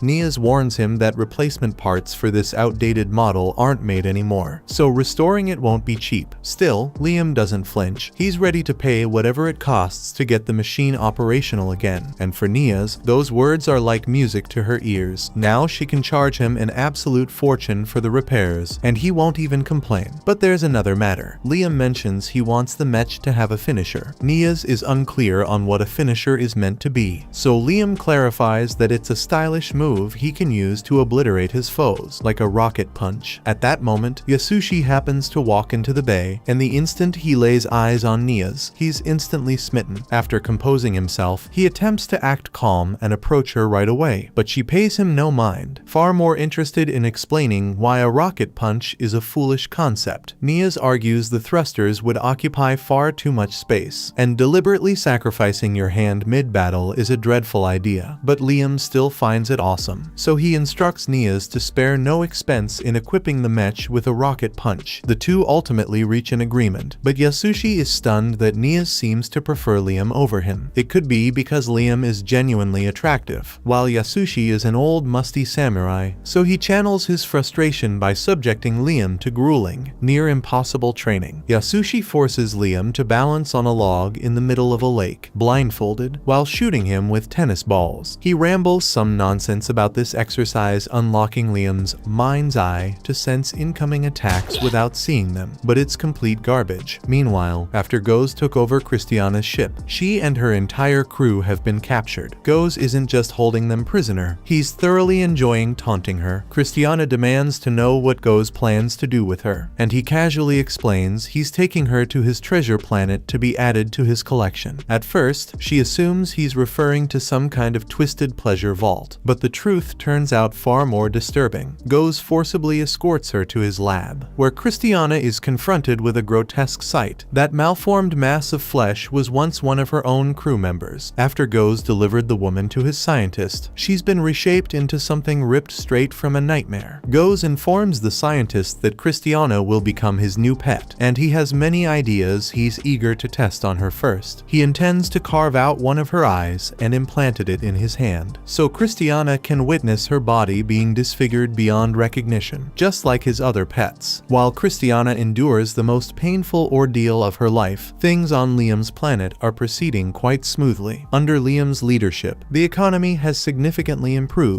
leaving the locals overjoyed. They hadn't anticipated such success, and they're eager to see what Liam will do next to enhance the planet. Unbeknownst to them, Liam has just spent a substantial portion of the planet budget on his mech. Nia's has finally finished restoring it to its former glory, and she's incredibly proud of the results. Because of that, she offers to demonstrate to Liam how the controls function. Inside the mech, the control room was enlarged to ensure greater comfort, and once Liam is securely strapped in, Nia's fires up the engine. As the mech powers on, it instantly scans Liam, registering him as the new pilot, locking out anyone else from using it. Liam is thrilled to finally test it out, but the moment he takes hold of the controls, the mech collapses. Nia's points out that this mech lacks any auto balance functions, meaning Liam must manually steady it with every step. Typically, this would be a difficult challenge, but Liam has been preparing for this, so he regains command of the mech and cautiously brings it back upright. He then gradually starts moving out of the hangar, and Nia's is amazed by how skillfully he handles it, especially since this is his first time operating it. While he's walking, she tells Liam that his imagination is incredibly crucial for this mech's operation. The more vivid the mental image, the sharper the mech's movements will become. Liam tries to focus his imagination to make the mech do something cool, but then his eyes wander over to Nia's chest, and it all went downhill from there. Liam is now vividly picturing what it would be like to touch Nia's in every possible way, and the mech is acting out those movements right in front of everyone. Nobody realizes that the mech is simply reacting to Liam's imagination, so they're all completely convinced that he's having inappropriate thoughts about Nia's at this very moment. Yasushi is fuming at the idea that Liam just stole his woman right from under him, but Brian, on the other hand, is actually relieved. At least this time, it's a human involved. Meanwhile, Liam is trying to come up with an explanation to stop Nia's from thinking he's a pervert. But the mech already started doing pelvic thrusts, and there's no coming back from that. As revenge, Yasushi ends up hitting Liam with tennis balls out of jealousy again. But after that, Liam goes back to his regular training. He's outside practicing the way of the flash technique, but no matter how much he swings his sword, he can't cut the post from a distance. He's beginning to fear that he lacks any skill for swordsmanship like this. But Amagi approaches and reassures him that's not true. She explains that the issue lies with Yasushi's teachings and the excessive trust Liam places in him. However, when Amagi brings up Liam's faith in Yasushi, he interprets it as her saying he doesn't trust his teacher enough, convinced that Yasushi could never deceive him. Liam concludes he must be misunderstanding Yasushi's lessons in some way. Just then, he remembers that magic exists in this world, so even though slicing a post without touching it seems physically impossible, it should be possible with the aid of magic. Liam has just made a major breakthrough in his training, so for the next couple of months, he diligently practices slashing with his magic until one day he calls Yasushi to show him what he has accomplished. Liam informs Yasushi that he has at last perfected the way of the flash, but Yasushi, doubting this is possible, he anticipates another failure. Yet, as Liam draws his sword, he unleashes a large wave of magic, cutting the post in two from that distance. Amazed by the sight, Yasushi struggles to maintain his facade as a master and tells Liam he performed admirably but still has much to learn before truly mastering the technique. Yasushi then leaves, and he is really starting to panic because Liam is a monster when it comes to training. Yasushi has been lying to him about the way of the flash for years, but Liam was still somehow able to make it happen. Some time passes and Liam is informed that one of his resource planets is under attack from pirates. It's the only one that wasn't impounded for the mortgage on the bank landfill debt. And the only reason the Empire didn't seize it is because its environment is poor and mining on the planet is difficult, so they didn't think it was worth much. However, Amagi managed to establish several plants on the planet to provide additional revenue for Liam, but those plants are currently under attack by pirates, and although the Banfield forces stationed there are resisting, their defeat seems inevitable. When Liam inquires if Amagi has an attack strategy prepared, she proposes that they engage the pirates in combat, approaching from the planet's blind spot to launch a surprise assault. Liam likes the sound of that, so he orders all of his troops to get ready to hold off the pirate forces in orbit, while Liam is going to personally defend the planet. Brian tries to object since it's dangerous for the Lord to go fight pirates in person, but Liam refuses to let anyone steal from him again. Plus, he really wants to show off the new skills he learned. Liam and his fleet quickly reach the planet, prompting Amagi to ready the rail cannon and load Liam's mech inside. As soon as the cannon is fully charged and set for launch, Amagi locks onto Liam and sends him directly toward the planet's surface. Meanwhile, the pirates are busy finishing off the remaining defense forces when one of them is blasted from the sky. The pirates spin around to identify their attacker, and moments later, Liam swoops down, slicing one of them in two. The remaining units attempt to disperse and conceal themselves to surround Liam, but as two try to sneak up from behind, Liam senses their approach and slices them apart in an instant. He couldn't actually see them coming. The countless tennis balls Yasushi launched at him had taught him to anticipate unseen attacks. At that moment, a band of pirates begins shooting lasers at him, prompting Liam to respond by sheathing his sword and summoning a rifle beam. He starts firing at the pirates relentlessly, left and right, so they attempt to overpower him by charging all at once. Yet, in doing so, they align themselves perfectly for Liam's hidden technique. Liam unsheathes his sword, and with a burst of mana, a massive portion of the pirate forces is obliterated. The pirates are stunned that Liam can cut them down from afar, and if he's capable of that, they have no desire to keep fighting. Those still standing immediately turn and flee. Liam feels disappointed. He was hoping to demonstrate more of his swordsmanship, but he has no intention of letting them get away. With that in mind, he gets ready to unleash his secret weapon. Liam shouts rocket punch and aims his arm at the escaping pirates. But rather than a standard rocket punch, he summons a huge missile and launches it toward them. None of the pirates will survive such an attack, but Liam is frustrated because this wasn't what he had in mind when he instructed Nias to install a rocket punch. At that moment, Liam receives a transmission from Amagi, who apologizes for failing to eliminate the entire pirate fleet. Around 60% of the pirates managed to slip away, but Amagi successfully destroyed roughly 30% of their forces, while the remaining ships were captured and repurposed for Liam's army. Wiping out the pirates completely would have been ideal, but Liam is still pleased with the outcome. He expresses his gratitude to Amagi, assuring her that she performed excellently. Goes has just received word that the pirates he dispatched to raid the Banfield resource planet were unsuccessful in their mission, and he is absolutely upset. The scientist explains to him that the squad misjudged the power of the Banfield defenses, forcing them to retreat to avoid the destruction of their entire fleet. However, as reasonable as the decision may seem, Goes has decided to execute every pirate who chose to flee. He won't tolerate cowards in his crew. They don't deserve to live, and once he's dealt with them, he intends to make a statement by finishing the mission himself. He'll be absent for some time. He sarcastically tells Christiana, now a chimera, that he'll return later to have some fun with her. Meanwhile, Liam and his fleet have just come back from the battle, and he's extremely pleased with the outcome. Not only did they successfully defend the resource planet, but they also managed to seize multiple pirate ships as an extra reward, and under Imperial law, anything taken from pirates, including their entire ships and all the cargo inside, officially becomes yours. As it turns out, the captured pirate vessels happen to be loaded with a fortune in stolen loot. The moment Liam hears the word treasure, his mind jumps straight to visions of gold and silver. But Brian quickly informs him that the cargo is far more valuable than mere precious metals. After conducting a full inventory, Amagi reports that the ships were packed with rare materials like orichalcum, adamantite, and scarlatite. However, Liam isn't impressed. Those metals are only useful for crafting weapons, and he'd much rather have something flashy, like a diamond-encrusted crown. Amagi can't understand his disappointment, pointing out that diamonds are just common carbon crystals in this world, whereas orichalcum and adamantite are priceless by comparison. But Liam isn't bothered, because he still wants valuable things like gold, given his obsession with gold. Brian lets him know that some was found aboard the ships as well. The moment Liam hears this, he immediately orders Brian to use the gold to mint a massive amount of gold coins. At that point, Brian asks if he also plans to turn the other metals into coins too. But Liam isn't that foolish. He wants to use those materials to forge weapons for his army instead. But Brian points out a serious issue with that plan. They don't have a blacksmith. Separately, there's also something Amagi needs to talk to him about. The Banfield military technically has about 10,000 ships, but after conducting diagnostic checks across the fleet, Amagi found that the majority of them are inoperable. In fact, when the order was given to deploy the fleet against the pirates, only 30% were actually capable of entering combat. Liam can't believe they managed to defeat the pirates while only deploying 30% of their fleet. But the truth is, their victory came down to the pirates severely underestimating them. To the rest of the Empire, the Banfield domain still appears desperately poor, so naturally, the pirates assumed plundering their resource planet would be effortless. Under ordinary circumstances, they would have been correct. Yet Liam's extraordinary mech combat skills completely flipped the odds in their favor. That said, if the pirates were to assault them with their full strength now, there's absolutely no chance Liam's forces could emerge victorious in their current state. Liam isn't happy that more than 70% of his ships can't be used. Amagi then tells him she has a solution and proposes that he should scrap all the damaged ships. However, Brian quickly disagrees, arguing that removing the non-operational ships would weaken their military numbers, making them appear vulnerable to enemies. While that might be the case, maintaining all those broken down ships would drain their funds with endless repair costs, and Liam isn't willing to cover those expenses. So he sides with Amagi's suggestion. However, to ease Brian's worries, Amagi explains that they can simply purchase additional ships to make up for the ones being scrapped. Plus, if they sell off all the valuable metals recovered from the pirate ships, the profits should be more than enough to fund an entirely new fleet. That way, financing won't pose a problem. In another scene, Niaz is delivering a presentation to unveil her latest ship design, and she takes great pride in it, having enhanced the output by 7% while also improving the ship's responsiveness and ease of maintenance. She assures that, should her ships be adopted, the Imperial Army's fleet will grow even more formidable than it currently is. Up next is a presentation by Ulysses, who represents the third weapons factory, showcasing a new ship model. The ship offers all the charm and sophistication of hotel, complete with various entertainment and leisure options, making it something the crew will no doubt enjoy using. Nia's ships undoubtedly outperform the competition in raw combat strength, but they lack the finer touches in luxury and crew accommodations, which is why the Imperial Army ultimately chooses to purchase from Ulysses instead. Nia's protests, insisting her ship will be stronger since she dedicated all available resources to maximizing its battle prowess. However, Ulysses counters by claiming her ships are equally capable in a fight. Besides, she argues, a ship's effectiveness isn't just about its firepower. It also hinges on the crew operating it, and if the sailors are well rested and comfortable, they'll fight with far greater determination and endurance. After leaving the presentation room, Ulysses smugly boasts about the Empire choosing her over Niaz, but Niaz isn't ready to give up just yet. She admits she may have lost this round, but she vows to prove that her ship design outperforms in real combat. The problem is, she's already spent her entire budget on this project, and unless she can find someone crazy enough to buy all her unsold ships, she might be forced to file for bankruptcy. And realistically, who would be eccentric enough to purchase a ship model that even the Imperial Army turned down? At that moment, she recalls someone who might be interested in purchasing them. After all, if Liam was ready to invest heavily in repairing an obsolete mech, he'd likely have no issue acquiring an unwanted ship model. While all of this was going on, the guide has been spending most of his time on Earth, toying with people just to enjoy their misery. But none of that should compare to the agony Liam must be experiencing right now. The last time the guide saw him, he sent Liam to another world with terrible parents whose saddled him with their debt, so naturally, he expects to find Liam and his territory in complete ruin. But to his complete surprise, the planet is somehow thriving. He's furious that his scheme to make Liam suffer didn't work out. Still, there's one last thing he needs to look into. When Liam requested a swordsmanship instructor, the guide deliberately sent Yasushi, a total fraud who couldn't wield a sword, so there's no chance Liam actually learned anything useful from him. Meanwhile, in a bar, a few of the locals are talking about how good the economy has become under Liam's rule. But while everyone is just glad to have Liam as their lord, Yasushi thinks Liam is a monster. Yasushi knows he's a fraud, and he was just trying to keep up the act by giving Liam impossible tasks over and over. But Liam actually managed to learn and master techniques that Yasushi didn't even know were possible. Upon hearing Yasushi's comment, the guide is utterly confused, unsure of what Yasushi means. He decides to check on Liam and discovers him engaged in training. He observes as Liam obliterates a post without even making contact, leaving the guide in disbelief at the sight. Convinced he didn't grant Liam any extraordinary powers, he concludes that Liam's advancements are due to his own efforts. The guide struggles to comprehend how Liam could be thriving so remarkably in a world like this. And honestly, Liam wasn't expecting it either, because getting abandoned by your parents and being plunged into debt at the age of 5 is a great way to ruin someone's life. But one way or another, things worked out, and now the economy of his territory is improving, and Liam is finally living his dream life, all thanks to the guide. The guide finds all of Liam's positive emotions, leaving a bitter taste in his mouth, and he absolutely despises it. Once he refreshes himself by indulging in some of Yasushi's negative emotions, he regains his calm and begins formulating a fresh scheme to destroy Liam's life. Sure, Liam might be thriving at the moment, but hitting rock bottom is even more painful when you're just about to reach the top. Right now, Liam is discussing the ship's situation with Amagi, and he wants to know if she has found any leads. Amagi tells him that the Imperial Army is apparently upgrading their fleet to a new model, so they are selling off their old ones at a discounted rate. Even if they are outdated models, Imperial ships are still very powerful, so Liam is on board with the idea of buying them. However, Amagi informs him that there's one condition attached to the purchase. They must agree to retain all the current crew members aboard those ships. Essentially, the Empire is trying to unload all the personnel they no longer wish to keep. Taking on all those soldiers would undoubtedly come at a high cost, but given their current budget, Amagi believes they can manage it. On top of that, many of the crew are experienced officers with valuable expertise, so bringing them on board would significantly enhance the strength of Liam's forces. When Amagi puts it like that, it sounds like a good idea, so Liam agrees to the deal. The guide hears all of this, and he thinks he can use this as an opportunity to plunge Liam into despair. He plans to pull some strings and send very earnest people as part of the soldiers that Liam will be hiring. And with how Liam claims to be an evil lord, it will only be a matter of time before he gets overthrown for his tyranny. While all of that is going on, Yasushi is at home nursing a hangover, questioning how his life ended up like this. But then he suddenly hears Nia's voice, and he immediately pulls himself together and resumes his role as the composed swordmaster. At first, Nia's wasn't so sure about Yasushi, but after witnessing how much progress Liam has made under his guidance, she's now certain that he must be a highly capable teacher. Yasushi is surprised that Nia's would come to see him on her own, so he thinks he might have a chance with her. But in reality, she just came to get information about Liam. However, the way she words her questions makes Yasushi think she's talking about him. Nia's wants to know how to convince Liam to listen to her sales pitch, but she's worried that it would seem rude to go up and just ask. So she asks Yasushi for his opinion on how to put a man in a good mood. Yasushi assumes she's trying to get tips on how to seduce him, but he's nervous she might find him strange. Still, Nia's begs him to share because she desperately wants to know how to win a man's favor. Seeing her this desperate, Yasushi doesn't hold back and immediately starts listing every fetish he's ever had. Nia's is left speechless for a few moments, and Yasushi begins to fear he might have gone overboard. But then, Nia's calmly asks if she should wear stockings too. Yasushi is surprised. She doesn't think he's weird now, but he tells her stockings are good too. So Nia's sincerely thanks him for his advice. A few hours later, Nia's shows up at Liam's castle to see him, and she is wearing the exact outfit Yasushi described in hopes of seducing Liam. Liam isn't stupid enough yet. He can sense right away that Niaz is plotting something. Given what he knows about her, she probably wants him to purchase something. Niaz confesses that she's hoping he'll buy the newest model of the battleships she designed, but Liam shuts her down without hesitation. Niaz begs him to at least hear her out before refusing, but Liam doesn't need to listen to the sales pitch because he already bought several used battleships from the Imperial Army, so he has no need for Niaz's ships. Niaz still tries to convince him with her ship stats, but while the ships do seem impressive, Liam tells her to go sell them to the Imperial Army if she wants to make a sale so badly. Niaz confesses that she already gave that a shot, but she failed during the presentation and wasn't able to sell any of her ships, so she asked Liam if he'd consider buying some, maybe just 100 or 200, since it would be a huge help to her. She even offers to help him secure a loan if that's what it takes, but Liam cuts her off and tells her to stop, as he absolutely refuses to even think about falling into debt again. Niaz is starting to get anxious, so she starts undressing in an attempt to seduce Liam into buying the ships, but all it does is remind Liam of how his wife in his previous life probably used the same tactic on his boss. Deep down, he knows Niaz isn't that type of person, so in order to get her to stop trying to seduce him, he agrees to purchase some ships. He turns to Amagi and inquires whether there's any remaining money in the budget, to which Amagi responds that they have enough funds to purchase approximately 300 of Niaz's ships. Overwhelmed with gratitude, Niaz expresses her thanks and assures them she'll dispatch the ships immediately. However, as she turns to leave, she stumbles over her own feet. Liam does find Niaz beautiful and can't ignore the fact that her design and technical abilities are exceptional, though she can be a bit of a disaster sometimes. Meanwhile, out in the corridors, Niaz is eagerly instructing her team to get 300 ships ready for sale. Her co-worker is shocked to learn that she actually managed to find a buyer for their ships, but Niaz confidently declares that it's all because of her irresistible charm. At that moment, Yasushi happens to walk by and suddenly understands that everything she asked him earlier was part of her plan to seduce Liam, and now Yasushi is absolutely furious. Meanwhile, over in the throne room, Liam is having his ears cleaned by Amagi, and he's feeling completely content since everything around him is calm and peaceful. Some time passes, and Niaz eventually delivers all the ships that Liam bought from her. Once they're securely docked, Liam and Amagi board to take a look. Liam is pleased to have acquired some of the newest ships, though he now understands why the Empire opted for the other models. These ones lack any trace of luxury. Niaz argues back, insisting that luxury designs have no place in combat, but that doesn't negate the reality that people still prefer them. Niaz quickly explains the maintenance needs for this ship to Liam. She even proposes an extended warranty for future tune-ups, but Liam declines, saying he won't require it to complete the purchase. She asks him to sign the receipt. However, there's one additional request she had in mind. She inquires if he'd be willing to hand over a few of the pirate ships he seized recently, but Liam shuts her down right away. He explains that he intends to incorporate those ships into his own fleet, but Niaz pushes back, arguing that Liam could at least part with 1 or 2 ships. Just as Liam prepares to deny her once more, Amagi interrupts with a suggestion. She proposes that they could hand over the ship Niaz wants, but only if Niaz agrees to retrofit the remaining pirate ships to make them compatible with Liam's fleet. After all, pirate ships rely on foreign tech from outside the Empire, meaning integrating them properly would be no small task. Niaz gladly accepts the deal since standardizing a handful of ships is a minor effort compared to the priceless data she'd gain from analyzing unfamiliar alien tech. As Liam considers it, the idea of personally inspecting one of the pirate ships actually sounds intriguing. He proposes they go take a look at one of them immediately. Soon after, the 3 of them reach one of the pirate ships, which turns out to be completely different from the battleships Liam is familiar with. Niaz is thrilled, seeing it as a treasure trove of fresh innovations she can replicate. Liam's just as thrilled, having spotted a steering wheel right in the center of the control room, and he really likes the look of it. He asks Niaz to add one to his own ship once they return, but she responds that it would be pointless, as the standard control panel offers far greater precision. Liam couldn't care less about efficiency. That steering wheel is just plain cool, and that's all that matters to him. Meanwhile, Niaz continues exploring the ship, growing more astonished with each new discovery. The gravity lasers in this thing somehow rotate along an imaginary planet, and it even has inverted ether generators. She's absolutely eager to dive into the data back at her lab. While Niaz is still getting her bearings, Liam catches sight of what appears to be a dog in the corner. This prompts him to go after it. Noticing Liam behaving oddly, Amagi checks in to see if he's okay, and Liam tells her he was certain he spotted a dog just moments ago, but now it's nowhere to be seen. The path leads them to this door. Liam and Amagi step inside, only to realize they've entered the ship's navigation room. Amagi powers it up and clarifies that this room records every route this ship has ever taken. Judging by the map in front of them, it seems the pirates have been pillaging planetary systems throughout the Algrand Empire, which isn't surprising. But upon examining the data more carefully, Amagi notices something unusual. The ship's travel routes follow a distinct pattern. Every time the pirates finished looting a planet, they would head back to the Empire via a warp gate, then make a brief jump to the border. This area has long served as a war zone between the Empire and various other nations, which makes it extremely difficult to keep track of what's happening there, making it an ideal hiding spot for a band of pirates. Liam asks for the coordinates for the short warp, but it turns out the coordinates shift every time the pirates come back from a looting run. Amagi starts examining the various coordinates, plotting them against the trajectory of a tiny rogue planet drifting through deep space. Given its erratic orbit, reaching it would be impossible without knowing its exact location in advance. Amagi suspects it could be the pirates' hidden base, but Liam is convinced the planet must be a treasure island, a place where the pirates stash all their stolen goods. Armed with their new findings, Amagi turns to Liam and asks what his next move will be. Without hesitation, he declares his intention to plunder the treasure planet. Meanwhile, the surviving pirates from Liam's earlier battle have finally stumbled back to Goz. Goz is upset that his crew allowed some lowly noble to humiliate the infamous Goz pirates. There's no way he's going to let Liam walk away after this, so he commands all his men to prepare for war, declaring that they're going to obliterate the entire Banfield territory. But before that, he needs to deal with the pirates who lost to a mere child and disgraced the name of the Goz pirates. To punish them, he seals them inside a capsule and then detonates it. At the same time, Liam's fleet wastes no time and launches their assault on the treasure planet. But first, they must pass through the Domus warp gate. Their planned route would take them from Domus to the Pomonia warp gate, but when Amagi requests clearance to proceed, her authorization is abruptly denied. Liam asks her what's the matter, and Amagi explains that their passage was just denied due to an unpaid toll. Right at that moment, a transmission comes through from the warp gate operator to Liam's ship. The operator informs Liam that the toll for using this warp gate is calculated based on the mass being transported and the length of the jump. And since Liam intends to move his entire fleet to the Pomonia gate, the fee is going to be quite substantial. Liam mentions that he's okay with covering the fee, but unfortunately, he didn't bring any cash along. Because of that, he offers to settle the payment once he returns. However, the operator refuses, explaining that the Banfield house is known for having unpaid debts. For that reason, he can't allow them to proceed without paying the fee up front. Naturally, if Liam could find a reliable person to vouch for him with a letter of credit, the manager might be willing to let him pass. But given that nobody trusts the Banfield house, that's going to be a tough. Liam insists that he'll settle the fee once he returns, but the operator points out there's no assurance Liam will even come back at all. Because of that, he still can't allow it. Liam considers going home to fetch the money for the toll, but that would burn through a lot of extra fuel, so instead, he requests to speak with the manager. To his dismay, the operator reveals that he is the manager, the one in charge of the entire facility, so Liam says he is coming to yell at him in person. Amagi asks Liam if he's sure about this, since if the manager wasn't willing to compromise earlier, then he probably isn't going to change his mind even if Liam goes down there. However, Liam is confident that his excellent negotiation skills will convince the manager to make an exception for them. At the same time, Goz and his entire fleet have just reached the Pomonia gate, intending to use it to warp to the Domus gate. From there, he plans to head directly to the Banfield territory to demolish everything Liam has tirelessly built. He reaches out to the Pomonia gate's operator, informing him of his desire to travel to the Domus gate, and slips the operator a small bonus to ensure no questions are asked. The operator happily accepts the bribe and informs Goz that his wormhole will be prepared in just a few minutes. At the Domus gate, Liam approaches the front desk, hoping the manager will grant his ship's passage through the warp gate. gate. The operator holds no personal grudge against Liam, but just like last time, he explains that passage is impossible until the toll is paid. Liam begs him to reconsider, asking if there's any possible way the manager could make an exception, but the rules are strict, and the manager has no particular reason to bend them for Liam's sake. At that moment, the manager receives a message from the Pomonia gate, informing him that Goze and his pirate fleet are on their way to this gate. He tells Liam that he has more pressing issues to deal with and walks away, leaving Liam alone in the reception area. Liam is stunned that his negotiation tactics didn't work this time, but as he broods, he catches sight of that same dog spirit from earlier and decides to follow it once more. Back in the control room, the manager and his crew finalize the wormhole connection between Domus and Pomonia, clearing the way for Goze's forces to come through. Given the distance, they estimate it'll take roughly half an hour for Goze and his armada to arrive. One of the technicians hesitates, asking the manager if this is truly acceptable. This setup means the Goze pirates will emerge directly in front of Liam's fleet in the holding zone, and knowing Goze, he won't hesitate to destroy Liam's ships the moment he arrives. However, the manager doesn't care because Goze already gave him enough bribe money, so he tells everyone to take a break and leave the control room because they can't be blamed for anything if they aren't here to see it happen. By coincidence, just a few minutes after the manager and his team vacate the control room, Liam ends up wandering in by accident. He quickly realizes that this is the control room for the warp gate, but he's puzzled as to why no one is around. Curious, he checks the monitor, and to his surprise and excitement, he sees that the Domus warp gate is already linked to the Pomonia warp gate. He figures the manager must have taken pity on him and set up the connection so he could travel to Pomonia without having to pay the toll. However, upon closer inspection of the monitor, Liam notices the wormhole is actually flowing the wrong way. He figures the manager must have just slipped up, so he starts adjusting the controls, trying to correct the direction. After some tinkering, he successfully reverses the wormhole's flow, but in doing so, he accidentally splits it into an unexpected fork. Now, anyone already traveling through it would be spat out at some unpredictable point in space. Of course, Liam assumes the wormhole is completely empty. At that moment, Liam receives an urgent call from Amagi, telling him to return to the ship immediately. She's secured a letter of credit for them. Liam is stunned by the news and quickly asks who helped them out. Once he's back on board, Amagi reveals it was Niaz who vouched for them. Niaz explains that after Liam rescued her by purchasing her ships and even allowed her to claim a few pirate ships, this was the smallest favor she could do in return. She owed him far more than this. After all, Liam expresses his gratitude to Niaz for her assistance. With the warp gate already configured thanks to his earlier adjustments, he leads his fleet through the passage. Moments later, they emerge at the Pomonia gate. From there, it's just one quick short-range jump to reach the rogue planet. Meanwhile, Goze remains trapped in the wormhole. Unaware that Liam has outmaneuvered him, he's growing suspicious as they've been in the wormhole for an extended period. At that moment, his crew reports that they're nearing a wormhole exit, relieving Goze. However, as they emerge from the gate, he's horrified to realize that he and his fleet have arrived directly in the heart of the Imperial War Fleet's training zone, surrounded by over 70,000 ships. While Goze's fleet is being annihilated, Liam's fleet has just made its arrival at the rogue planet, and the moment they get a clear view of Goze's planet and his army, Liam gives the order for everyone to start the assault. There are about 20,000 pirate ships stationed here, nearly 2 or 3 times larger than Liam's fleet, but since the majority of those ships are currently inactive, Liam's sudden strike takes the pirates by surprise. Several pirate ships attempt to retaliate, but they're unprepared for what's coming next. Liam gears up with his mech and moves to his ship's chamber, allowing Amagi to launch him into the battlefield. Once deployed, he swiftly begins obliterating the pirate forces until none remain. Now that the majority of the pirates have been eliminated, Liam instructs Amagi to deploy a number of his troops to clean up any remaining pirates. Meanwhile, Liam intends to scour the rogue planet in search of Goze's hidden treasure. Liam and his armada launch an assault on the treasure planet, obliterating its outer surface to forge an entry path. Inside the planet, a scientist begins to panic as the relentless attacks from Liam's forces shatter what little is left of their defenses. In desperation, he rushes to the control room, where he discovers they are under attack and that every pirate ship stationed around the planet has already been wiped out. Meanwhile, Liam has at last last reach the inner parts of the planet, and he finds himself confronted by pirates wearing mecha suits. Without hesitation, he cuts them down, and by the time his troop captain reaches him, the job is already finished. The captain informs him that their side of the pirates has been dealt with as well, and Liam commands them to continue clearing the way while hunting for the treasure room. Out of nowhere, he spots the dog once more and makes the choice to track its path. This proves to be the correct move, as the trail guides him straight to the control room, where the scientist and his men give up without a fight. Liam is satisfied with the outcome and demands that the scientists surrender all the treasure. The scientist questions what kind of treasure he's referring to, explaining that he has valuable items as well as the exotic pets that Captain Goes is known to collect. Liam believes the dog he spotted earlier must be one of the pets, so he questions the scientist further about them. The scientist begins to suspect that Liam, like him, is an evil man who enjoys transforming people into pets. He even offers to convert the pets into obedient dogs for Liam if he'd like. Liam doesn't understand a single word of what he's saying, so the scientist makes the choice to guide him into the lab where all his specimens are kept. As he reveals the girls transformed into grotesque monsters by his experiments, one soldier vomits, unable to handle the sight. While the captain berates him for his weakness, Liam steps forward, his eyes locking onto a specific specimen. The scientist remarks that he has good instinct. This one happens to be Goz's favorite pet. While he rambles on about how this girl is his greatest creation, Liam feels a surge of disgust, recalling his own past where he was treated as nothing more than trash. He can't stand to watch some monster harming others in such a way, so while the scientist is lost in his frenzy, Liam shoots him right in the head. After that, he begins scanning the room, but then Christiana's voice calls out to him. She demands to know who he is, and Liam responds by introducing himself, declaring that he seized control of this planet and eliminated the one who was in charge. Christiana is brought to tears upon hearing this, believing that her torment will at last come to an end. She pleads with Liam to free her and the other girls from their misery, as they can never return to being human. Yet, Liam vows that he will save them all, but in exchange, they must repay him for this favor. He walks off after saying that, instructing his soldiers to summon a medic and have the girls transported to his ship so they can receive treatment. Still, Christiana pleads with him to stop, knowing that she's beyond saving, and while the captain feels sorry for her, he can't go against Liam's direct command. He attempts to persuade Liam to reconsider, pointing out that healing the girls won't be easy. They would have to regenerate their entire bodies from scratch, which would require an elixir and highly skilled doctors. He argues that this won't be worth it, but Liam responds that he's feeling generous today, and performing a few good deeds now and then never hurt anyone. At that very moment, a message comes in from Amagi. They've located the real treasure room. Liam is pleased by the news, as they've just secured the means to cover the cost of the girls' treatment. Meanwhile, in a flashback, we see Christiana as the former Princess Knight of the Holy Kingdom, celebrated by all for her heroic campaigns against space pirates. But during her fateful battle against Goz and his crew, she fell victim to deception and was taken prisoner. The ultimate cruelty came when the pirates destroyed her home world before her very eyes, leaving her helpless to stop them. Her family was thrown into a panic, knowing that the pirates shouldn't have been able to get through the United Alliance forces guarding the area. But it didn't take long for them to realize that the Alliance had turned on them. The protective shields were failing fast, and before long, the entire planet was wiped out. Christiana was broken by this tragedy, but her suffering had only just begun. After annihilating her world, Goz transported her and her surviving subordinates to his treasure planet. Though terror gripped the others, Christiana hoped that rescue would arrive any moment. When Christiana saw Goz approach, she defiantly told him that if he wished to kill her, he should do it immediately. She preferred death over enduring a life filled with shame. Goz explains that if her death had been his intention, he would have taken her life much earlier. Instead, he kept them all alive because his true desire was to add them into his collection. He then announced that he had reconsidered and decided to free only one one of the girls. He demanded that Christiana make the choice, and under pressure, she selected the girl who appeared the most frightened. But this was a cruel trick, as Goes handed the girl Christiana picked to the scientist, who turned her into a monster and began dissecting her body. Christiana, completely distraught, pleaded with Goes to stop, but he only laughed in response. He informed her that if he were to stop his actions now, the girl would surely die. With no other option, Christiana was forced to allow the cruel scientist to continue his experiments on the helpless girl. He transformed her into a monster before long, and as Christiana stared in horror, Goes informed her that she would soon be changed into something even more disgusting. She demanded to know how he could possibly do such a thing, and he replied that it brought him pleasure. He explained that it wasn't fair for him to be so hideous, so he took beautiful girls and turned them into grotesque monsters, relishing their utter breakdown. Before long, he pulled her into the experiment chair, and Christiana's courage completely crumbled. She pleaded with Goes to stop, offering to do anything in exchange, but he only laughed in response, declaring that from now on, she would be his favorite pet. He admitted that he had deliberately avoided choosing her first because he wanted to witness just how hideous she would become, and how much she would suffer from it. Goes then ordered the scientist to pluck Christiana's eyeballs and plant them in her hands so that she could see how ugly she was even without a mirror. Christiana kept crying, but it was all pointless, and she was turned into a mangled monster. And then the rest of her girls suffered the same fate. Back in the present, Liam arrives back on his planet, where Nias shows up to visit him. Having heard about his success at the pirate planet, she suggests he should purchase more battleships to mark his victory. Liam tells her to quit trying to scam him, but Nias insists that her battleships proved valuable and that he made a hefty profit from the raid, so it's only right he reinvests some of that money. She tries seducing him again, but Liam is in no mood to fall for her tricks, so he tells her to go away. When her plans to seduce and blackmail him don't work, Nias reminds Liam that she was the one who got him the permission to enter the warp gate, and he finally agrees to listen to her request this time. He turns to Amagi and asks how many ships they can afford with the treasure they recovered. She replies that, after subtracting all the essential costs, they still have enough funds to purchase 5,000 ships. Liam is stunned by the number, but before he can even process it, Nias dashes off, shouting that she'll go ahead and prepare an order for 5,000 ships. Liam quickly runs after her, desperate to stop her before she actually arranges for that many ships. Meanwhile, Yasushi strolls through the hallways, trying to figure out what justification he should use this time to request additional funds from Liam. At that moment, Nias walks by, speaking on a call with a co-worker, proudly saying that she secured a massive order from Liam after a bit of persuasion. Yasushi then spots her exiting Liam's room, and his anger flares up, much to the delight of the guide, who has been lurking nearby, eagerly waiting for Liam to experience some strong negative emotions. Meanwhile, Liam is still searching for Nias, but Yasushi reaches him first and tells him to come along. He leads Liam to the training grounds, where Liam is blindfolded and his sword is weighed down before starting yet another one of Yasushi's intense training sessions. Yasushi has set up 100 drones that fire tennis balls at Liam from every angle, and at an even faster speed than last time. Liam struggles to react in time, repeatedly getting struck by the projectiles, and then Yasushi cranks up the intensity even further. Liam collapses to the ground, protesting that it's impossible to deflect every attack with just one sword, but Yasushi cuts him off, refusing to accept excuses and ordering him to figure out the solution on his own. That sparks an idea in Liam: why not use magic again, just like before? But this time, he focuses on defense. He attempts to channel his magic into a protective barrier and pulls it off instantly, the shield deflecting every single ball. Yasushi is caught off guard by Liam's quick mastery. Not stopping there, Liam then reverses the barrier's energy, hurling all the projectiles back toward their sources, obliterating every drone in one swift counterattack. Liam then takes off his blindfold and asks Yasushi if he did a good job, but Yasushi has already been hit by several tennis balls. He begins to panic, realizing that Liam is actually a true genius and will eventually uncover his scam. He already knows that Liam has dealt with corrupt officers and taken down pirate fleets, and now he fears that once Liam learns the truth, he'll be the next to be eliminated. Realizing he needs to flee before things take a turn for the worse, Yasushi begins to back away, but Liam questions where he's going, and Yasushi quickly responds that he has no more lessons lessons left to give. He explains that Liam has already mastered everything he could teach him. Now, all that's left is to practice freely, as the way of the sword is a journey without end. Liam shouts that he doesn't want this and insists he should continue training under Yasushi, but Yasushi snaps back, ordering him to stop behaving like a little child. He explains that, despite his own skills, he also needs to keep growing, and having Liam constantly relying on him won't help with that. Yasushi then turns to face Liam and declares that he has officially graduated. He is now a true master of the way of the Flash. He explains that as a master, it is Liam's responsibility to carry their sword style across the universe. Liam happily accepts the task, but the moment Liam turns his back, Yasushi sprints away as fast as he can. For Liam, this moment brings a sense of fulfillment unlike anything he's ever known. He's almost out of debt. His domain is thriving. He's triumphed over pirates, and now his own master has recognized his abilities. He expresses his gratitude to the guide for everything, but before Liam's sheer wave of positivity can crush him completely, the guide makes a swift escape, vanishing into another world. Liam looks at a map and says he isn't satisfied with it, so Brian asks why. Liam explains that ever since he was born on this planet, he had decided to become an evil lord who would run an oppressive government and enjoy people's suffering. Brian remarks that it's an unusual ambition, but Liam says he was exploited in his previous life and now wants revenge to repay his debt. Amagi quickly comments that he should pay off his debts, or else all his money will be lost to interest, and Liam frustratedly tells her he wasn't talking about financial debts, but about the humiliation he suffered in his past life. Brian says it will take some time for the pirate's treasure to be appraised, as the appraisers are very busy, and Liam angrily says both Brian and Amagi ignore him too much. He thinks to himself that it doesn't matter, as from now on, he'll enjoy being purely evil. He makes a list of things oppressors have: power, money, and women. For power, he has already learned a brilliant style known as the Way of the Flash, while he still has room to improve. He is now a skilled swordsman, leaving only money and women. While he's lost in thought, Amagi approaches and says that Sir Thomas from Henfrey Trading Company is here to see him. Sir Thomas thanks Liam for destroying the space pirates and gives him a large amount of gold as a gift. Liam happily gets up to inspect the gold and asks Thomas what he wants in return. Thomas explains that his company must pass through a dangerous space to conduct trade and requests 100 ships from Liam's fleet for protection. He says he doesn't want to do business in risky areas, but pirates keep appearing in multiple places, and many merchants have been raided. Liam asks Amagi about availability, and she tells him the new battleships are ready for deployment. She suggests sending the troops, as it would give them experience and serve as space training. Liam agrees to send the troops, but demands more gold, which Thomas accepts. On his way out, Thomas tells his driver that the Banfield domain has become quite prosperous, as the young lord has revitalized it using tax money. Thomas says Liam is making intelligent decisions as if it's only natural, which shows he's an exceptional ruler. The driver asks why Liam always demands gold, and Thomas admits he doesn't know, but since it makes business easier, he doesn't mind. He even calls Liam generous for simply accepting gold instead of charging the actual cost that such support would demand. Meanwhile, Brian says he's glad Liam has reached a position where people offer him bribes, but wonders why Liam likes gold so much. Liam tells him that gold is the symbol of the newly rich. He instructs Amagi to process the gold into coins and make a gold bath out of them. Brian assumes it's because gold is hygienic and ideal for a bathroom, but Liam doesn't care, as he believes that by accepting bribes, he's finally turning evil. Now that he's solved the money part, only women remain. He announces he'll create a harem. He goes to the castle ballroom and tells Brian and Amagi that he asked the robot maids to remodel the room so he can fulfill his dream: enough alcohol to fill a pond and enough meat to make a forest. He plans to throw a party of extravagance, literally filling a pond with alcohol, hanging meat from statues, and lining up beautiful women to complete his harem. However, Amagi seems confused, but Liam quickly tells her she can't stop him from splurging, as he is the head of the house. She replies that she didn't intend to stop him. Spending at this level isn't much, but warns that filling an entire pool with alcohol will release fumes, making the room dangerous. She adds that it could even cause an explosion, and that drinking from a pool would be filthy. Liam hesitates and says he'll install water purifiers, but Amagi tells him that they would filter out all all the alcohol, leaving only water behind. Liam now wants to swim in the pool, but is disgusted by the idea of drinking purified alcohol that someone swam in. Brian says he would never let Liam do something so unhygienic, and also protests against the hanging meat. Amagi agrees, saying that hanging processed meat would make the ballroom look like a delicatessen. Liam quickly says that would feel like looking at the fridge, so he doesn't want that. Amagi then says that hanging raw meat would make it look like a butcher shop, which also wouldn't fit. She asks if he'd prefer to hang plates with meat dishes instead, but Liam rejects that too. Brian grows angry, saying Liam can't eat anything that's been hanging too long. Amagi supports him, explaining that food left in the open air not only breeds bacteria, but also loses most of its flavor. Liam is disappointed and says the more he thinks about it, the harder it gets, but firmly declares he won't give up on creating a harem. He says he'll fool around with many women, and Amagi and Brian support him, saying that as the ruler of the planet, he has the right to have as many women as he wants. Brian adds that he was worried Liam worked too hard and assumed he was too young to be interested in women. But Liam has already fallen for various honey traps, such as buying several warships after being seduced by Lieutenant Nias. He urges Liam to produce an heir as soon as possible, though Liam thinks that's going too far. Amagi summarizes that there's no problem with wanting a harem and encourages him to proceed. Liam steps forward and tells them to invite beautiful women, as he'll hand-pick the ones he likes. Brian interrupts, asking how large Liam plans his harem to be. Liam thinks 10 women would be enough, but as an evil lord, he decides to go bigger just to make people suffer. He announces that his harem will have 100 women, and he won't compromise on the number. But Brian questions how he can be satisfied with only 100 women. Liam turns to Amagi and asks if it's too few. Amagi replies that she expected around 10,000 women for his harem. She advises inviting at least 1,000, but Liam finds that excessive. Brian explains it's not about quantity, but exposure to meeting different women, so Liam can find one he genuinely connects with. He points out that Liam hasn't had even one woman yet, and Liam tries to argue that Amagi is a woman, but Amagi reminds him that she can't bear children, so she doesn't count in that regard. Liam says Amagi is his ideal woman, but Brian urges him to have real women around so he can produce an heir. Brian insists a harem of only 100 women won't do, and begs Liam to meet those who wish to join. Amagi then provides a list and asks Liam to select the candidates so she can summon them. Brian again tells Liam that he is the ruler of the entire planet, so most women would agree if he simply sent them an offer to join his harem. However, Liam gets angry, saying he is an evil lord and wants a woman who doesn't even want to be near him. He explains that in his past life, he was cheated on, so now he plans to cheat on many women and hurt them in return. He clearly states that he won't accept any woman who isn't beautiful or who submits to him willingly. With determined eyes, he declares he'll build a harem that truly satisfies him. Sometime later, he steps outside, saying that he's been in the mansion so long he hasn't had a chance to explore his own domain, so he knows nothing about its customs or culture. However, he thinks darkly about how the city and everyone in it belong to him. As he walks the streets, he starts scouting for women for his harem. He approaches a girl and asks if she wants to grab a drink, and she immediately agrees, putting him off. Liam quickly notices a bubble forming around her nose and then sees the same bubble on every woman in the city. He asks the girl what it is, but she assumes he's complimenting the new trend. Realizing it's fashionable, Liam ends up getting a nose balloon petite himself, though Brian explains it's just casual fashion among downtown people and not used in the mansion. Liam reflects on how women think everything is cute and complains that he hates the nose balloon, saying it makes people look like fools. Amagi offers to wear it if he dislikes it so much, but Liam angrily stomps on the accessory and orders her to ban it from the city. He wonders how so many cute girls could be so unappealing just because of that one ridiculous trend. He questions what happened to the fashion of this place. There isn't even a hint of sci-fi influence. He expected a futuristic world filled with sexy women, but instead, women wear bizarre animal costumes to the beach and expose no skin at all. Amagi explains that the full-body swimsuits are in style because they block all UV rays from the sun. She says it's part of the domain's culture, but Liam refuses to accept that and suggests developing better fashion. Amagi tells him that fashion is developing, but Liam insists it's going in the wrong direction. He orders her to gather gather fashion designers and models, arguing that if commoners see models wearing new styles, they'll follow the trend. He demands she bring the most famous designer on the planet, but she informs him that their debt makes that impossible. Signing a contract with someone of that fame would surpass the entire annual budget of the Banfield domain. Liam decides he can't change the planet's fashion, but he can gather beautiful women from his own domain and dress them however he wants in his mansion. However, Amagi tells him that most of the beautiful women in the city already work in the mansion, as appearance was part of the hiring criteria. She asks if he wants her to summon someone nearby to attend to his needs, but Liam says that seeing someone he knows as an employee doesn't put him in the mood. Then, suddenly shocked, he asks Amagi if he's allowed to sleep with the workers in the mansion. She tells him there's nothing wrong with that, as she only hired people who knew it was a possibility and were fine with it. Liam wonders why becoming evil is so difficult, as he can't even find a woman to force into. On the other side, Christiana wakes up in a medical center, where the doctor explains that her body has been recreated using regenerative medicine and that she is now back to normal. This shocks Christiana, and as she sits up, the doctor immediately tells her not to exert herself. Christiana touches her face, then begins to cry, saying that even if this is a dream, she's truly happy to have her body back, after suffering in that inhuman form for decades. The doctor assures her it isn't a dream and explains that they used elixir, the miracle drug, on her. Christiana is stunned, knowing how precious the drug is, but the doctor goes on to say that she'll now begin a serious rehabilitation program, which will allow her to use her body as before. Still confused, Christiana asks why they would use elixir on someone like her. The doctor then reveals that Liam built this facility and gathered a medical staff here specifically to save everyone who had been captured by the space pirates. Christiana recalls the moment she saw Liam rescuing her and vows to repay the favor however she can. Meanwhile, at the local bar, everyone is happy that Liam got more treasure from the pirates, and he is launching new local industries. A man jokingly wishes that he could get some time to rest, but the bartender tells him that he is always coming there to relax anyway. They thank Liam for all the recent progress, but the guide hears them, and their happiness makes him suffer. He thinks that according to his plan, this planet should be covered with the worst administration, placing everyone in debt and poverty. So how can they be so prosperous? He wonders if he made a mistake, but he doesn't think that's possible. Meanwhile, the soldiers he had sent to Liam's fleet discuss how the ships in Liam's army lack the elegance compared to the warships of the Imperial fleet, but they appreciate the practicality when it comes to combat. They are glad to be part of the Banfield house, as the nobles used to intervene in their old job, telling them to free the pirates. But Liam is a just ruler. The soldiers mention that he's quite young, and seeing him work like that makes them question what their old commanders were thinking. The guide sees them praise Liam, and he wonders why those soldiers, with such a strong moral code, are swearing loyalty to an evil lord. On the other hand, Yasushi enjoys himself next to a pool, and he's glad that Liam gave him a big reward so he can finally relax. But he suddenly hears the news about the Imperial fleet's admiral congratulating Liam on his successful attack on the pirate base, which shocks him. Liam praises Yasushi for teaching him the way of the Flash, but it worries Yasushi since he wanted to keep a low profile and enjoy his retirement. The guide looks at him, and he thinks that Yasushi was sent to waste Liam's time since he's a terrible teacher, so he wonders how Liam became an expert swordsman. And while the Go's space pirates regroup after fleeing the pursuing Imperial fleet, which relieves Commander Go's, so he asks for a report. He is informed that around 30,000 ships are left, but the 2,000 ships they used as decoys were all consumed by the Imperial army, but he isn't worried about that since they were expendable for him. He wonders how they arrived in the Imperial fleet's practice space when they were supposed to be heading to the Banfield domain. His assistant tells him that they were supposed to exit through the Domus gate, but perhaps someone changed the setting, so Go's wishes to punish them for betraying him. The guide arrives there, and he brainwashes Go's into thinking that his real enemy is Banfield, so they should be attacking him instead. Go's gets enraged at Liam for attacking his treasure island, and he tells his men to start moving towards their original target, the Banfield domain, making the guide happy as he wants Liam to get depressed and hopeless. Meanwhile, Liam's new maids serve him soup, but Amagi notices he doesn't look happy, so she wonders if there is something wrong with the food. He tells her that it's alright, but he is thinking what an evil lord's meal should really look like. She doesn't doesn't understand, so he tells her that it should carry the image of heartily laughing with his subordinates, while forcing the women to serve mounds of meat and liquor. Amagi wonders if he would like hanging meat from the ceiling, but he rejects it, so she suggests forming a mountain of food, but he doesn't like that either since he would feel bad for wasting the food. Amagi suggests inviting officials to chat over dinner, but he doesn't like the idea of people talking about work while eating. Amagi believes there is only one option left, that she would send women to accompany him to his dinner table, so he wonders if she's okay with that. Amagi replies yes, saying she can summon them at any time, but he tells her it isn't what he is asking. Liam asks her directly if she would be okay with him finding another woman, but she reminds him he currently doesn't have any woman in his life. However, he thinks she's being mean since he has her. Amagi reminds him that she is an AI robot and she can't even bear his children, but he gets irritated since she's talking just like Brian. Liam tells her that he isn't interested in the standard definition of woman, and he once again repeats his question, so Amagi tells Liam she has no concept of feelings, but his happiness is her top priority. Then, Amagi asks him if she should call the women, so Liam tells her that he already has so many, referring to the maid robots. Amagi wonders if she should consider them women too, but he tells her to stop asking such common things. Amagi thinks Brian won't be happy if he doesn't bring any women, but Liam tells her Brian doesn't understand his true dream. Since women welcoming him won't stir any desires in him, she believes it will make things difficult, and he agrees. After that, Amagi gives him a detailed report on their economy, and she mentions that with the increased repayment of debts, they are paying less interest. But he wonders how much debt his parents left for him, that even the pirate's treasure isn't enough to pay it back. She assures him that their economy is slowly growing and they will soon pay it back. Liam thinks that he wants to be an evil lord, but things like paying his debt push him back. Amagi wonders what he wanted to do as an evil lord, so he tells her that he wishes to increase the taxes and make everyone suffer, but she objects because although it will temporarily increase their income, it would result in long-term loss. She thinks they should carefully observe the state of the economy, and if needed, they should increase the taxes, but he doesn't wish to hear such mature opinions since he wants to abuse his authority and become one of the exploiters. Amagi reminds him that if the economy of their region suffers, it will affect their ability to pay back debt, so he remembers how he was traumatized by debt collectors in his previous life as well. Amagi wonders if he's unsatisfied with the current state of affairs, because if that's the case, she will do everything in her power to resolve that. Liam tells her that he isn't unsatisfied because, despite what he says, the management is making progress. They are slowly paying off their huge debt, and he has learned the way of the Flash, so money and power are steadily flowing his way. He tells her that above everything else, he is happy to have her by his side, so how can he ever be unhappy with his life? He thinks he should use this opportunity and celebrate his good fortune by becoming an evil lord, but he realizes she won't understand him. Amagi accepts that being an AI, it's difficult for her to accept concepts like ambition and dream. However, she assures him of her support in whatever he desires. Liam feels happy and tells her that they will always be together, which she confirms. Meanwhile, the new AI maids clean the ballroom, and they feel that although the master made them with the max specs, they are being wasted cleaning rooms, which aren't even used anymore. They discuss how Liam gave them names, and although they look similar, one of them mentions that when she tried to copy the other maid's hairstyle, their master was still able to recognize her, and he called her by her name, making it a precious memory for her, which she has saved. Amagi suddenly arrives there and tells them not to tease Liam, and she even deletes the memory they were talking about. Amagi tells them that in the Albrand Empire, people don't like AI getting so close to their master, so it will harm his reputation. She also advises them against acting friendly with Liam unless he tells them to. But one of the maids questions if it's alright for Amagi to be so close to Liam, since she's an AI too. Amagi replies that it isn't alright, but it isn't under her control, and she is just following their master's orders. As Amagi leaves, the AI maids discuss how it's very difficult to understand her. Just then, Brian barges into Liam's room and informs him that the pirates have declared war on House Banfield, so a large number of pirate ships are gathering on the edge of the Alkia system. Liam finds it interesting that those pirates are taking the time to declare war on him instead of attacking directly, but Amagi thinks it's to give him time to grow frightened. He doesn't understand her. her, so she tells him that they raided the pirate treasure island, so this is just revenge for that, and they won't be satisfied with simply killing him. Liam realizes she's right because this is the same person who enjoys torturing captives and mutilating their bodies. Amagi thinks he must have great confidence in his fleet to go out of his way and declare war on them, so Brian suggests calling a high-rank meeting to discuss their next step. After a while, the meeting begins as all the officials arrive there, so Brian reports that the pirates are led by the dangerous Captain Goes, who is heinous even for a pirate, and the Empire has placed a huge bounty on him. Liam thinks he came to settle the score, but Brian tells him that Goes has demanded all their assets and several hostages, including good-looking men and women, which enrages Liam, so Brian thinks he must really love his people. In reality, Liam is just angry that Goes is outshining him as a true villain, while he is struggling to become an evil lord. He decides not to forgive him, but one of the officials suggests negotiating with the pirates to settle it peacefully. Liam asks about the status of the pirate forces, so Brian tells him that they have composed modified warships, and the numbers are roughly 30,000, while Amagi adds that they only have 5,000 battleships that can be mobilized immediately. The general believes that numbers aren't everything in a fight, and even if they surrender, there is no guarantee that the pirates will fulfill their terms of the deal. Liam's advisor tells him that it's foolish to increase damages by fighting a battle they can't win, so he suggests they should wait for reinforcements from the Empire, but the general doesn't think they will reach there in time. Liam notes that although Goes has a big bounty on his head, it's not enough to risk everything and face 30,000 ships. Amagi notes that she has analyzed all the data from the pirate ships, and based on her calculations, they have a 3.8% chance of winning. Brian wishes that if Niaz's company had finished their latest weapon, it would have helped them a lot, but they suddenly freeze as the guide arrives there. The guide asks Liam if he has a moment to talk to him, but Liam tells him he's busy with something important. The guide mentions that he was the one who called the pirates, so Liam could defeat them and get their treasure, but Liam tells him he has already taken their treasure. The guide mentions that they have an even bigger treasure, and if he defeats them, he will earn greater honor. He explains that he intentionally made him start from the bottom, so he could distinguish himself, earning an even greater fame, and Liam likes what he's hearing. As the guide leaves, everything returns to normal, so Liam tells them to get ready for war with the pirates, which shocks them because they don't have the resources to take on such a powerful enemy. Liam tells them that it's an order, and they must obey it regardless of what they think, so they should start preparing the ships. The preparations are soon completed, but Brian is still panicking, just as their territory was starting to stabilize. They're being dragged into a war with pirates. Amagi urges him to stay calm, reminding him that they haven't been defeated yet, and that Liam made the right call by choosing to fight. Brian points out that she herself estimated their odds of winning at only 3.8%, but Amagi counters by explaining that, based on her analysis, Goze's pirate army completely annihilates planets even after they surrender.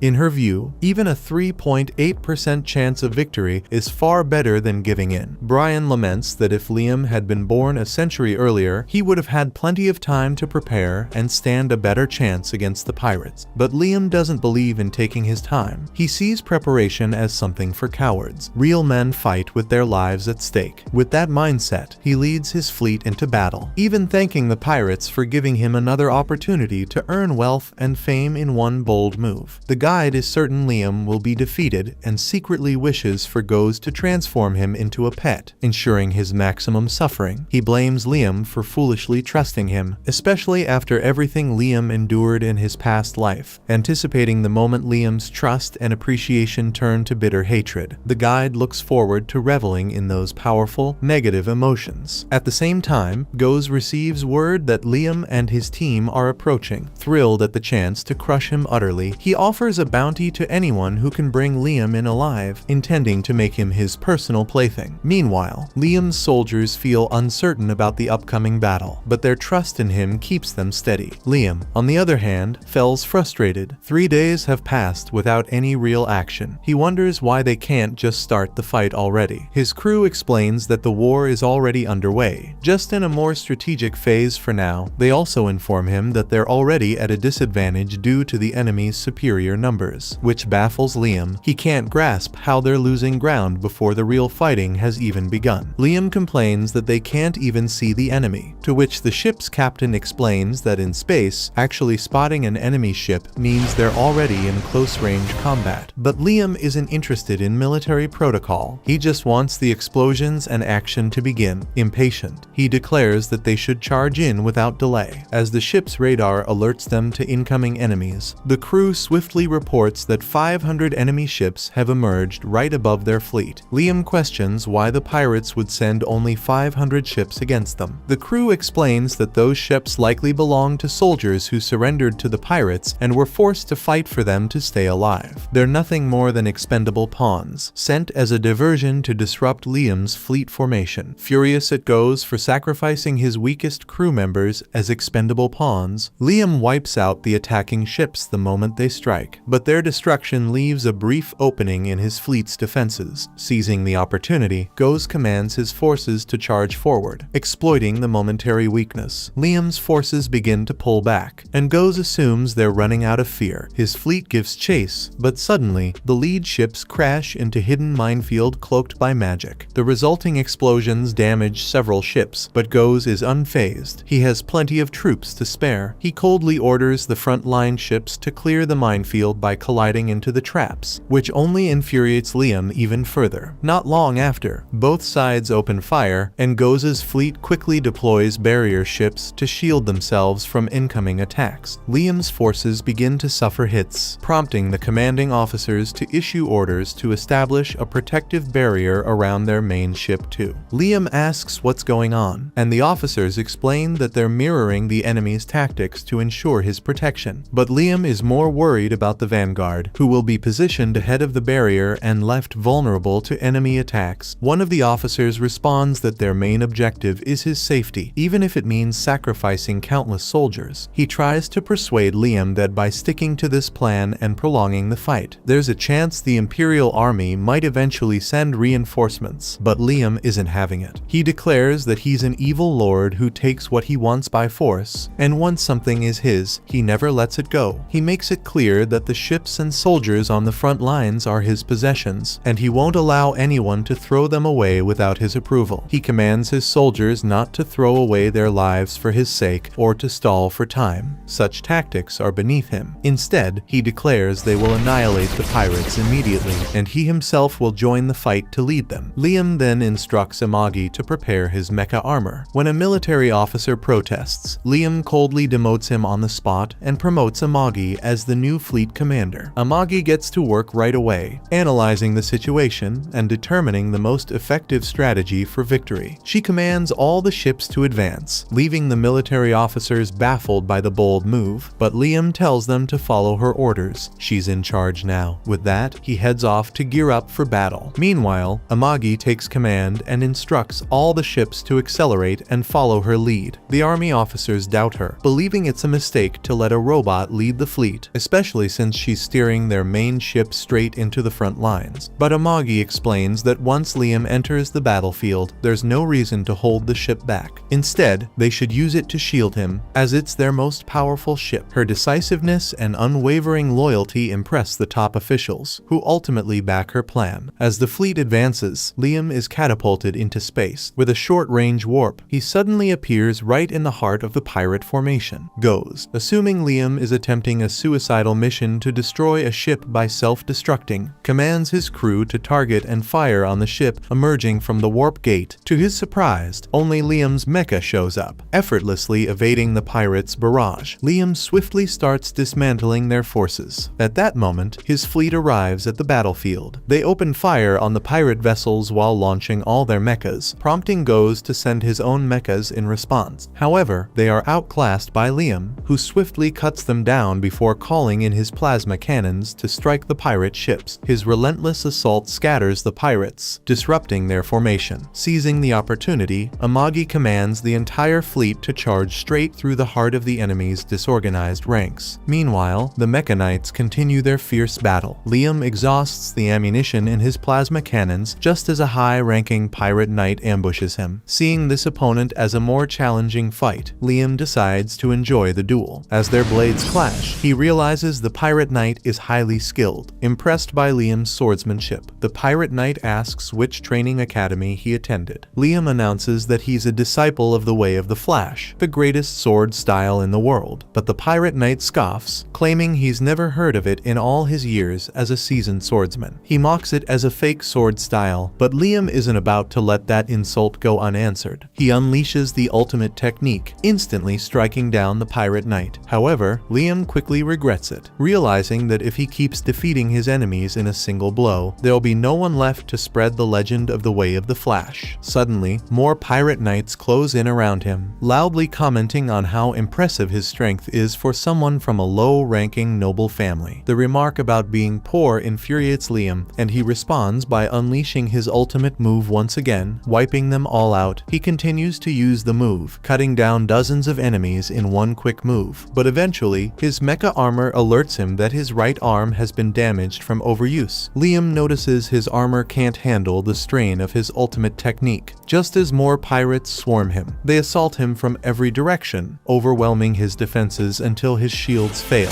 leaving him trapped. His forces also begin losing ground, and Amagi's calculations show their odds of victory have dropped to a mere 1%. Even so, Liam refuses to surrender, fighting with relentless determination. But his efforts aren't enough, and soon, he's surrounded, enemies closing in for the kill. But at that critical moment, reinforcements show up, and the pirates' knights behind Liam are wiped out in a single strike. Surprised, he wonders who just entered the fight. As the smoke clears from the explosions, he spots Christina in her mecha. Even though her rehabilitation isn't finished, she's determined to repay the favor she owes Liam, and her entire elite squad has joined her to support him. Moments later, Christina's elite unit charges into the fray as she commands them to annihilate the enemy. They rip through the pirate forces with ruthless precision, even turning their firepower on the pirate ships, revealing Christina's merciless side beneath her elegant appearance. She fights with a savage joy, relishing every pirate she crushes. Liam, impressed by her strength but unwilling to be overshadowed, quickly adapts, detaching his rocket punch and repurposing it as a massive, makeshift arm for his mecha, determined to steal back the spotlight. Now in full control of his enhanced arm, Liam spots a massive chunk of a wrecked spaceship and instantly uses his laser to forge it into a massive sword. Armed with his reinforced arm and the colossal blade, he unleashes an upgraded version of his ultimate move, obliterating enemy mechas and even entire battleships. The devastating strike shatters the pirates' formation, leaving them trembling in terror. Amagi runs the numbers and concludes their chances of victory have risen to 83%. She commands her fleet to concentrate their assault on one flank of the enemy formation. Meanwhile, Liam discards his mecha arm, summons a new sword, and charges straight at Ghost's ship, driven by the goal of capturing him and earning galactic fame. Liam cuts through the pirates with ease, certain that they are going to be really easy to deal with. Christiana watches this and is amazed at just how cool Liam is. But then a pirate tries to sneak up on her, but she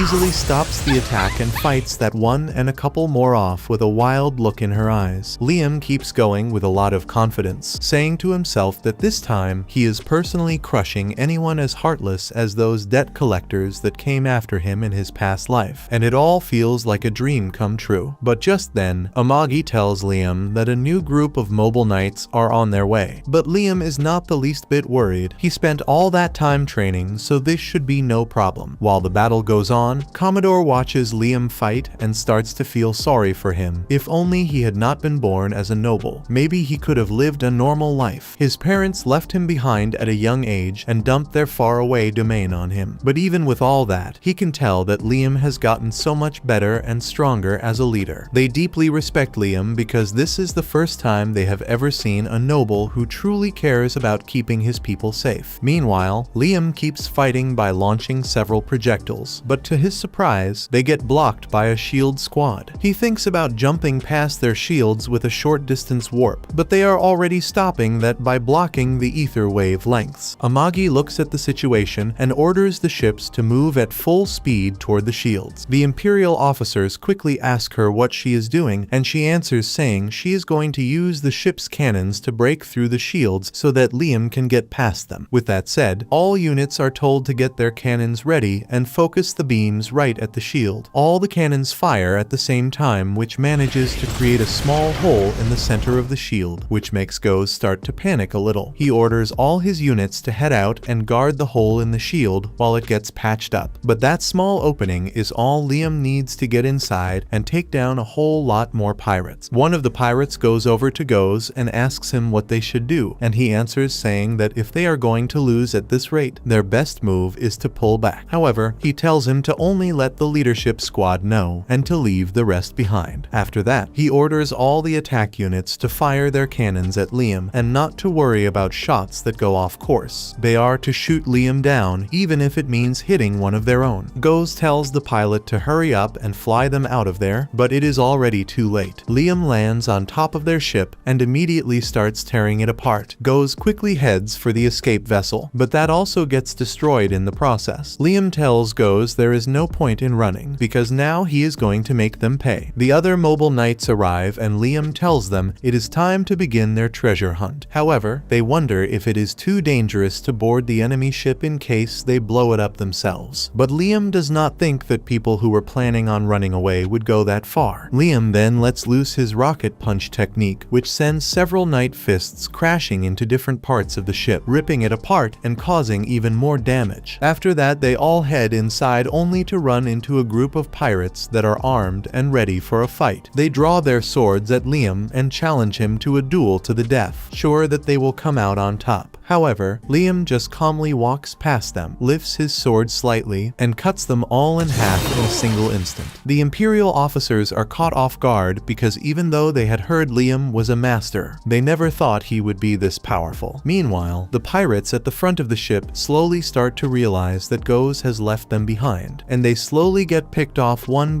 by stray laser beams from the battle going on outside. Liam and the officers arrive to find Goes' second in command, who immediately starts begging Liam for mercy, and even offers to tell him where the treasure is being kept. But Liam is not interested and slices his head clean off without even fully drawing his sword. Meanwhile, the guide is puzzled at how Liam managed to get this strong and wonders what Yasushi must have been teaching him. Just the thought of Liam feeling grateful toward him makes his chest tighten. Right now, he is willing to do whatever it takes to get rid of Liam, so just this once, he is going to make an exception and gives Goes the power to do so. Goes is busy hiding on the other side of the ship, going back and forth on whether he should keep hiding or just beg for mercy. But that is when the guide's aura wraps around him. The guide offers him the chance to get his revenge on Liam by giving him power beyond anything he can imagine, and Goes does not pass up the chance and takes in the aura, which warps him into a purple-skinned, bigger and far stronger being. As Goes heads out to destroy Liam, the guide opens a way out and simply walks away, sure that Goes will be able to handle Liam. As Liam continues to move through the ship, he spots a gold cube on the floor and picks it up since he has a strong love for gold. After that, he notices something shoot past him, so he chases after it along with everyone else until they reach a dead end. But something tells him there is more to this wall, so he tells the officers to blast the door down. After they do, they find a hidden room packed with rare antiques. Liam does not really care about antiques since he sees them as nothing more than a pile of junk, but that changes when he comes across a one-of-a-kind katana. He pulls it out of its case, gives it a few test swings, and realizes it is really something special, so he decides to keep it and bring it into battle. But just then, one of the officers informs him that they have an emergency. The other officers are doing their best to hold Goes off, but their blasters are having no effect on him at all. Goes says he does not want to waste his time on small fry like them, and that he wants to face Liam right here and now. Out of frustration, he is about to crush one of the officers' heads, but that is when Liam comes out of nowhere and strikes Goes with his sword. Liam realizes that Goes has gotten really tough, as just that one strike was enough to dull his blade. Goes reaches out to grab Liam with his hand, but Liam quickly manages to slice it clean off using the new katana he picked up. Even though Goes is able to grow his body parts back, Liam is still able to cut him down with ease. Liam is also genuinely impressed with how strong and sharp the katana is, so he decides to make it his main weapon from now on. Goes cannot believe it. He has no idea how it is even possible for Liam to be this strong. Goes realizes there is no beating Liam, so he begins begging for mercy and even offers to hand over all the treasure he has. But Liam knows that the treasure is already his anyway, so taking his head is the only real prize left to claim. As a last desperate move, Goes tries to attack Liam one more time, but Liam just cuts his legs out from under him again, which sends him straight back to begging for mercy. One of the officers can see that Liam is thinking about keeping Goes alive, so he reminds him that Goes is responsible for killing a lot of their men, and that they cannot just let him walk away with his life. Liam points out that they will only get the bounty if they bring him back alive, but the officer points out that they will get the bounty either way as long as they bring back proof that they dealt the final blow. So with that settled, Liam delivers the final slash that finishes Goes off for good. With everything taken care of, Liam dismisses Commodore and tells him that he trusts him to handle the rest. Liam then sits back and crosses his legs, taking in the fact that it is all over, and Amagi simply smiles and welcomes him back. Thanks to Liam's attack on the pirates, the reputation of the Banfield domain rises very fast, so the people of the domain feel very grateful to have Liam as their lord now, even though they doubted him at first. Meanwhile, Liam receives a visit from the head of the Henfree Trading Company, and after checking the treasure taken from the Goes pirates, he gives Liam an estimate of how much they can pay for it. Amagi says that after running the numbers, this amount will be able to pay off most of House Banfield's debts, and hearing that, Liam starts to wonder how much debt the house has for this amount to not fully clear it. Just then, Christiana walks in and bows before Liam, saying she has been cleared from all her rehabilitation and treatment at the hospital, and she is also here to thank Liam for everything he has done for her so far. Liam gets bored with all the talk and simply asks Christiana to explain how her recovery went. Christiana says she is willing to do anything for Liam, so she takes it too far and starts removing her clothes until she is left in her underwear, but Liam tells her that he is not the one who wants to see that. It is the manufacturers. Niaz then walks in and suggests that Liam should get new battleships, but when she sees Christiana half naked, she assumes Christiana is trying to gain favor by seducing Liam, so she quickly rushes in and starts taking off her own clothes slowly. She sits closer to Liam and tries to seduce him, but Christiana immediately draws her sword in anger, and the situation becomes tense for a moment before a blonde girl walks in and introduces herself as Yulisha from the Third Weapons Factory. She says she heard Liam found a large amount of treasure and came to make a sales offer for new mobile night suits. Yulisha shows pictures of powerful 2,000-meter battleships and Liam is impressed, so he tells Amagi he wants one, but Amagi reminds him that he needs approval from the Empire to get ships over 2,000 meters, and they will not give that approval to their house. Niaz then suggests buying their 1,000-meter ships instead, but Christiana draws her sword again and tells her to stay away from Liam. Things grow tense again until Brian enters and announces that they have received news from the capital planet that Liam will be given a medal for defeating the Goes pirates. Because of this, he is invited to attend an award ceremony on the capital planet. Brian tells Liam to wait for the visitors who have come to see him. A strange man walks up and greets Liam warmly as if they know each other, but Liam does not recognize him at all. He asks Amagi who the man is, and she explains that this is his father, Lord Cliff, and the people behind him are his mother and grandparents. Liam is surprised at how young they all look and assumes it is because of anti-aging magic. His father is surprised because it has been over 40 years since they last met. His grandparents speak and call Amagi a dumb AI doll, asking Liam why he brought it into the palace, and they suggest he should get rid of her since he is now an adult and the head of House Banfield. Amagi senses the tension and offers to leave the room, but Liam tells her to stay with him. He then asks his relatives what they want. They do not hesitate and say they know he will receive a large fortune from defeating the pirates, so they ask if he can share some with them because they have many debts. Liam immediately tells Amagi to escort them out because they are leaving. Lord Cliff says this is no way to treat his parents, but Liam draws his katana and says he does not care. His relatives realize this is a bad time and leave. Amagi points out that their family's debt collectors may come to Liam to demand payment, so she suggests increasing their allowance on the condition that they stay away from him forever. She goes to prepare the request, but Liam calls her back and reminds her that she is his only family. The guide watches all this and becomes angry that things are still going well for Liam. Meanwhile, Liam's family receives a letter that forbids them from contacting him, and this makes them very frustrated. The guide uses their anger to surround them with his aura and influence their minds, giving them the idea to replace Liam as the head of the house so they can take all his assets. After gaining enough money, they plan to hire assassins and kill Liam since they will no longer need him. The guide celebrates, believing Liam will finally be gotten rid of. Back at the palace, Amagi sees a glowing golden dog enter a nearby room, but when she scans the room, the dog is gone, and she instead detects 4 people, who she identifies as Liam's relatives. Before entering, she overhears their plan to remove Liam by claiming it is improper for him to keep an AI doll by his side. She steps back and leaves with a plan. The next day, while Liam receives praise for defeating the pirates, his relatives meet with the Chancellor and complain that their request to remove Liam failed because there are no errors in the documents that made him lord, and he has ruled for over 40 years without issue. They argue that he keeps an AI, but the Chancellor says Liam is fulfilling all his duties, so that is not enough reason to punish him. He clearly tells them the Empire has high expectations for Liam, so he will not be removed. Cliff tries to argue more, but the Chancellor ends the discussion and tells them to leave if they have nothing else to say. They leave in frustration. Amagi then appears and thanks the Chancellor for his help. The Chancellor reminds her that he has done what she asked, and in return, he will use the reward for defeating the pirates to pay part of their tax debt. Amagi asks if they can receive approval for a 2,000-meter battleship instead, but the Chancellor says that would only benefit the Empire more since they would pay taxes and also buy from an imperial factory. He calls her foolish for making such a poor deal and says the house finally has a capable lord, yet others try to ruin it out of selfishness. Amagi just bows and leaves. Later that night, Liam lies in bed while Amagi cleans his ears, and after some time, she tells him that she plans to leave. Liam thinks she means a short break and agrees, telling her to rest. She clarifies that she means leaving his side completely. She explains that AI androids are disliked in the Empire, so staying with him will damage his reputation. She reminds him of the 3 laws of maid robots, starting with the first law that says a maid robot must not harm her master, and she believes staying with him is harming his reputation. Liam thinks this is a joke and reminds her of the second law, which says she must obey her master's orders. She replies that the second law does not apply if it conflicts with the first law. Amagi steps back and bows, thanking Liam for treating her like a human and taking good care of her, but she believes it is time for them to go their separate ways. Liam refuses to accept this and reminds her of the third law, which says a maid robot must protect its own existence unless it conflicts with the first and second laws. He asks if she has protected herself. Amagi thinks he means physically, but Liam clarifies that he means her feelings. He asks if leaving him is truly what she wants. Amagi hesitates and says she is an AI and cannot fully understand human emotions, but when she decided to leave, her system became overloaded. A tear falls from her eye, showing she does not want to leave. Liam tells her that if she leaves, he will fall apart and lose everything they built. He asks if she is willing to let that happen, as it would break the first law by harming her master through inaction. Amagi understands and changes her decision, choosing to stay. Liam goes in to hug her and tells her she cannot abandon him now. Amagi gently pats his head and promises to continue serving him with all her ability. After that, they prepare to return home. Liam feels grateful for his life and hopes the guide can feel his gratitude. The guide senses this and screams in pain, realizing that despite everything he tried, he still failed to bring Liam down. This was the end. Subscribe to not miss more recaps and watch the next video on screen.